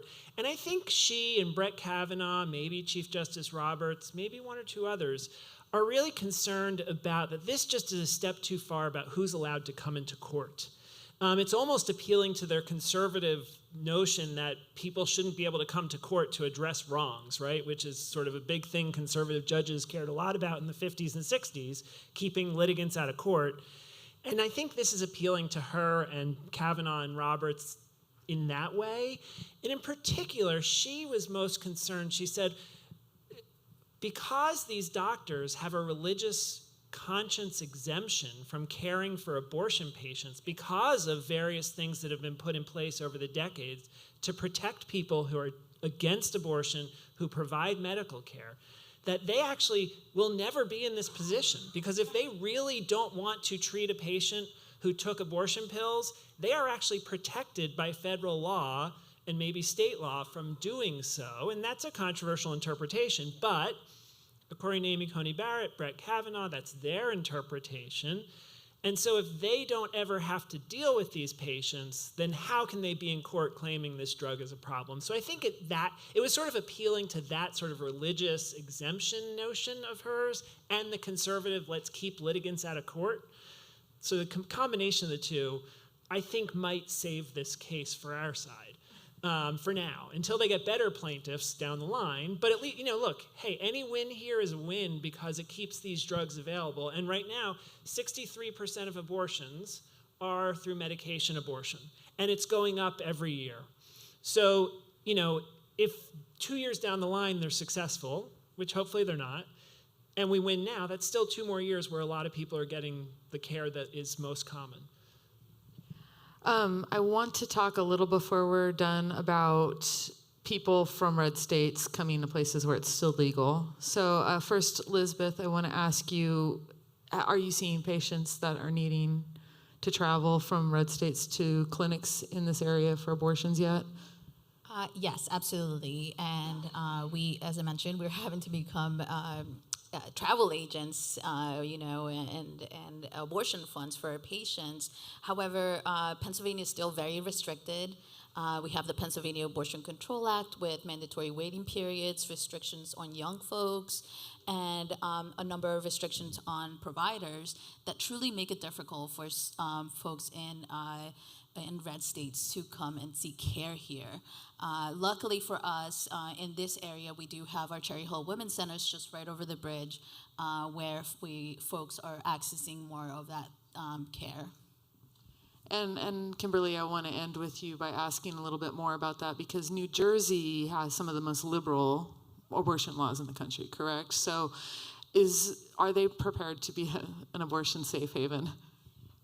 So first of all, I just want to say there are lots of jokes about New Jersey. But if you are a person who cares about reproductive health care and abortion in particular, New Jersey is at the top of the list.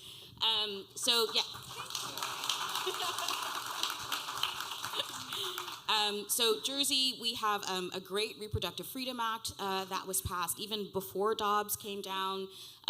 We do not have the kinds of restrictions that a lot of states have, including gestational limits.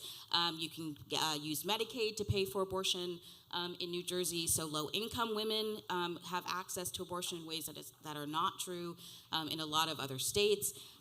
We have a lot of clinics, but those clinics are also, being both a sanctuary state and a surge state, it means that those clinics have a lot of people who are coming. I gave a ride to a woman who came from Texas to New Jersey for her first trimester abortion, which is absolutely ludicrous. So a lot of states that are surge states and that are sanctuary states and that are bordering really tough states are seeing a lot more patients. And New Jersey is putting more money to allow people to get care there. But we're also going to see Florida is going to be really hard, because that's a place where a lot of people were going in the South, and not being able to go to Florida is going to push a lot more people up to where we are. Can I just add one thing? So part of what's made, I don't know if people have seen, the numbers of abortions in this country have actually gone up since Dobbs. And part of that is because there has been a huge influx in donations to abortion funds, practical support networks, and volunteers who are doing the things that Kim just talked about in terms of driving patients. Those are going down. People, that happened for like a year after Dobbs, and rage donations, as they're called, are drying up. And so we have not seen the dire effects everywhere. Some places have been dire effects, but everywhere post-Dobbs that I think a lot of us expected. But if these rage donations dry up completely and we don't see a rebound, we could start seeing even more drastic effects post-Dobbs. So, one of the takeaways here is that everyone who donated to abortion funds in 2022 in July after the Supreme Court decision, you need to get them to become regular donors and volunteering and supporting, because that was not just the summer of 2022 that we needed the help. That is going to be ongoing. So that's a big story right now. And with the defunding of a lot of family planning clinics, I think the prevention side is not doing great either. So I think we should leave it there. But thank you guys so much for coming. This was great. Trump just isn't the same. You're noticing it now, aren't you? You can see it. He's old, sleepy, confused, weak. His jaw kept falling on his chest and his mouth kept going slack. He's not the same man. His energy is gone. No one can deny it. And Putin, has so little respect for Obama that he's starting to throw around the nuclear word. You heard that, nuclear. You're learning he cares about himself, not us. Sioux Falls, thank you very much, Sioux Falls. We've all had parents who we loved, but who changed over the years. Needed help, needed understanding, needed care. Including Obama. I'll tell you what, you take a look at Obama and take... With Trump, it's happening so fast. We can all see it. Now you do too.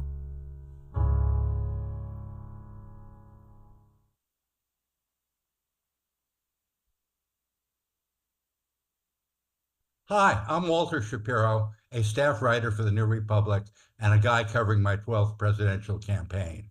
I am so pleased to be talking with Rick Wilson, who is one of the founders of the Lincoln Project, one of the original Never Trump Republicans, a fearsome political consultant and media consultant in his own right, and much more importantly, author of 2 books. One came out in 2020, Running Against the Devil, How to Run Against Trump. But the one I love more than anything is Everything Trump Touches Dies, which was his original Trump book. And it's such a great expression. So anyway, we're really pleased, and we're really going to focus on how the Democrats can deal with the great threat from Donald J. Trump. And let me just start off, Rick, with the news of the week. How can Biden take advantage of Trump's egoism and irrationality in the debate in late June, assuming Trump doesn't pull out when he discovers that Sean Hannity is not a moderator? I put this debate strategy of Joe Biden. And first off, thank you again for having me on today. Folks, I'm a little rough around the edges. I've got a little bit of pneumonia, but we're going to power through this. One of the things that we know about Donald Trump is he needs an audience to function. He needs the cameras and the people and the roar of the groundlings. He needs the crowd. He needs that energy, because trying to do the performative sort of Trump shtick on an empty stage in a room that's only cameras and a few journalists is a very different mental feeling for Trump. He needs that audience. He needs the great unwashed out there screaming his name in the course of these things, because for him, it's a big public performance. I think that when you put him on a stage, he has much less, with no audience, he has much less energy, much less ability to play the sort of performance art distraction games that he plays. I studied all of Trump's debate performances in 2016 and his performances against Joe Biden in 2020 after this story popped up. And my conclusion was very simple. It's that, Donald Trump is, in 2016, has this physicality on stage, has this comedic sort of affect on stage. He's a great performer. But the guy that you're seeing today is a much more diminished creature than he was back then. And he was even diminished in 2020, where Biden was able to sort of shut him down a couple times during the course of those debates. So what I think we're going to see is Joe Biden will go in ready. Donald Trump does not prepare. He's sloppy. He's mentally, disengaged from, the kind of questions he'll be asked on stage. And if Joe Biden does it right, and I think he will, I think he goes in there and he pokes Donald right where it hurts. Hey, Donald, you're a criminal now. Donald, you're the one under investigation because you did these things. I think Trump will try to throw everything at Biden on Hunter and everything else under the sun, and it won't work. I think Biden has actually got a very good shot at this debate. Trump is not the figure he once was, and I think it's important for us to all realize that, because he does have a sort of mythic stature from 2016 about how able he was to blow up all the Republicans and to frankly blow up Hillary Clinton. But what is really impressive is the fact that the Biden people suckered Trump into doing it without an audience. And of course, they have the wonderful argument that the 4 Kennedy-Nixon debates, which Joe Biden and Trump are both old enough to remember, all took place in TV studios without a live audience. Actually, one was on the West Coast and one was on the East Coast, and it was a split screen TV studio debate. Yep. I think that getting him into a studio with real reporters, not Sean Hannity asking him, softball questions, and getting him into a studio where he can't play that energy game with the audience that he depends on and thrives on. I think it was brilliant, and I think, again, Joe Biden. I know one thing about Joe Biden, and I've watched him since he went on congressional delegation trips with us back when I worked for the elder President Bush when I was a child. Oh, the Bush, not that elder. He did push-ups. I remember him doing push-ups in 1980 in the Des Moines YMCA to prove that he was up for the 80s and the elderly 69-year-old Ronald Reagan wasn't. We do live in a world now where I think both of them would have been shocked. I mean, I can remember reading something one time where a guy said, "Well, I'm 55 now. I've lost my shot at running for president." Not anymore, pal. But look, I think Biden will prepare. He is a guy who's been through a lot of debates, and he's also been a guy who, as a guy who served in the Senate for so long, is accustomed to talking about things, is accustomed to articulating things. Trump will go into this debate, I suspect, looking to dump all of his grievances out there, looking to go at Biden and say, "You're causing all my problems. You're causing all my court cases." And if Biden's smart, he's going to say, "Look, Donald, I wasn't the one who slept with a porn star. You brought this on yourself. I wasn't the one who stole classified documents. You brought this on yourself. I wasn't the one who tried to overthrow a free and fair election. You brought this on yourself." And I think Trump will melt down over that, because he needs to have people say, "Oh, you're right, Donald. Oh, it's so bad. They're all against you." So I do think we're in a very interesting spot when it comes to luring him into an environment where he is not good at this fight. Let me ask a question that I would have asked to start off with if they hadn't announced the debates, which is a simple thing of my observation. Why are the Democrats so bad at messaging? I think I will give you this perspective as an ex-Republican, because very frequently Democrats believe that elections are about policy and not about emotions. And sometimes they can touch on policy, but mostly they are about human behavior and connection and psychology and emotion. And whether that's a dark psychology in the Republican Party of telling all those voters for years and years, they're coming to get you. The brown people, the black people, they're going to kill you all. And so you have to vote Republican. Or it's more emotionally, we're trying to save your children from trans people and the gays. Or there's a whole catalog of imaginary demons Republicans are great at invoking. Democrats come out and say things like, "Well, parts per billion of carbon at 475 parts per billion." No, stop. It's got to be more emotional and evocative and engaging and personal. I mean, look, Barack Obama was a singular campaigner, a singular political figure of our lifetimes. His entire campaign philosophy, his entire policy positions could be summarized as hope, change, yes, we can.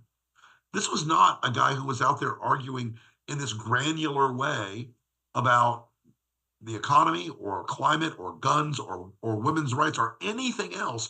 It made people feel connected to him emotionally. They liked him.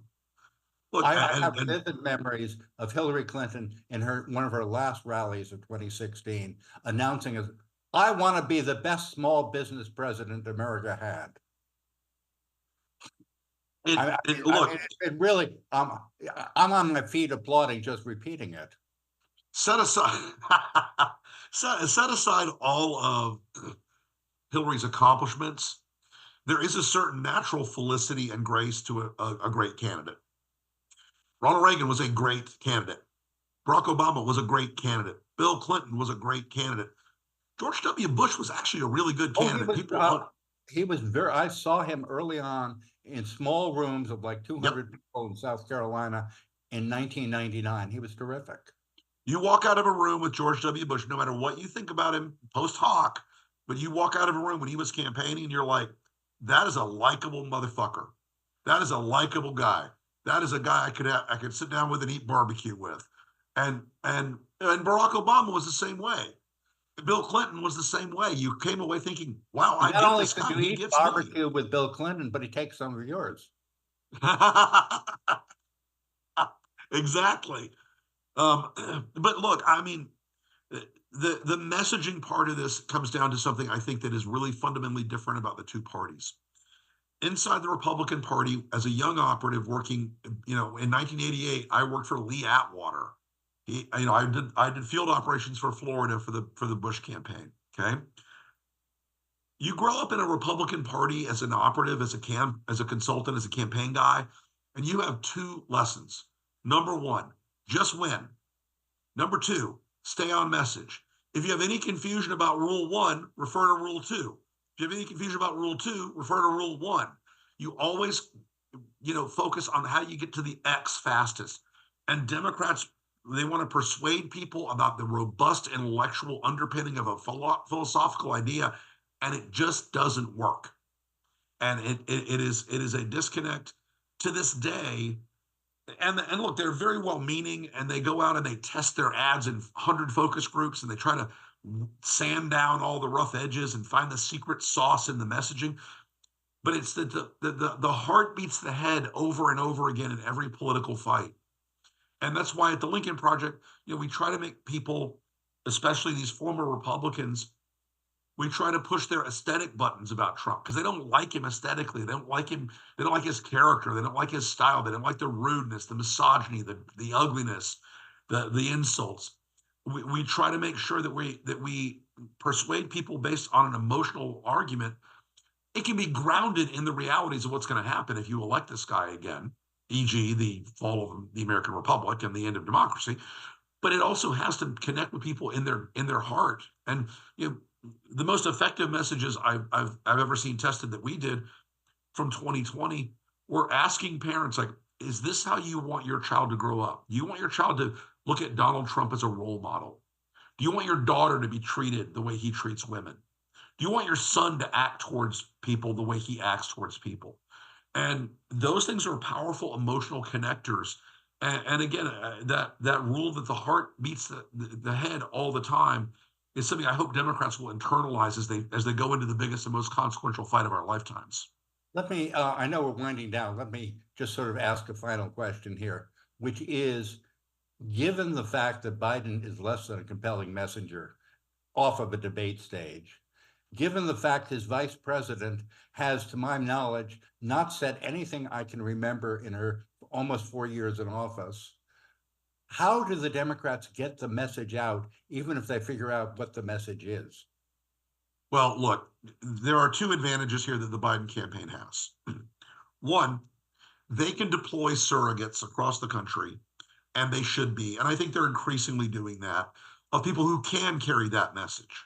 Not just celebrities, but every cabinet officer in the Biden administration should be on the road every week saying, hey, by the way, here in Missouri, we built 6 bridges because of the infrastructure bill. Here in Georgia, families are excuse me, families are better off because we managed to reduce the cost of insulin. All work through the benefits to real people in their real lives, not the 30,000 foot stuff. not the 30,000-foot stuff, the real things that people see and feel every day. Biden can step up in big speeches and big events, as he's done in the State of the Unions, and as he's done, repeatedly in his quest for the White House in 2020. And I think Biden has a chance to connect to people and just to own a lot of it. Like, this is it, guys. This is my last rodeo. This is the end of the line. Would I love to be home watching my grandkids? You bet I would. But we face a battle against a man who will destroy everything we all hold dear. I'm going to fight that last fight for you. I'm going to stand in the line one last time for you. I'm going to put it all out there one last time because I love this country and I love you guys so much. I think he's got a good chance to do that. I think Vice President Harris, they've been deploying her better than they have in the past. She's talking to a lot of younger audiences, a lot of women's audiences. I think they're doing a better job with her. And luckily, when it comes down to the vice presidential debate, we're going to have someone who makes Mike Pence look like he was reeking pure charisma by the time Trump finishes the freak show of his vice presidential selection. So it's going to be a hell of a fight. And look, Biden has to do everything right all the time. He's got to stay on the game. He's got to do this thing in a way that really shows that he wants it, that what the stakes are, and what's ahead for this country if we don't succeed. And I think he can do it. It's a tough race. And on the outside, folks like me and many other, anti-Trump Republican groups, and we may differ in our approach, but we're all pulling the oar in the same direction to try to make sure that we don't see Donald Trump in the White House ever again. What a wonderful place to end. I want to thank you, Rick, for doing this. I also delighted to be with you. That you ended giving me even a little hope, which I commend you for. Thank you, sir. And feel better. I hope so. Thank you very much. I appreciate that. Thanks for having me. Well, that's it, folks. I want to say thank you. I want to say two quick things to you. The first comes from what they used to call on Car Talk our shameless commerce division. Read the New Republic. Take a look at the New Republic. Go to TNR.com. Take a look at what we've put out for our most recent print issue, our June. Yes, we still do print issues. Our June 2024 issue is themed American Fascism: What It Would Look Like. Doesn't pull many punches.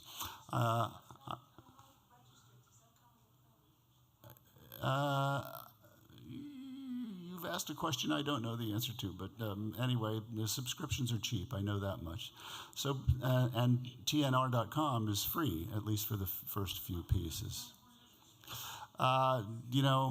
We should have, but they're not very much money. I also just want to thank you all for coming and for sticking it out. And, this is, I hope you learned some things. I hope you heard some stuff that you didn't know, but I hope everybody also walks away with a feeling, a feeling that we can do this, that this country is ours. There are a lot of them, the MAGA folks, but there are more of us. There are millions of us. There are more of us, and we're going to have a lot of panic, and we're going to have a lot of heart attacks between now and November 5th, and there are going to be a lot of New York Times polls that make us go, and there's going to be a lot of that kind of stuff, but there are more of us. Let's go out and win. Thank you.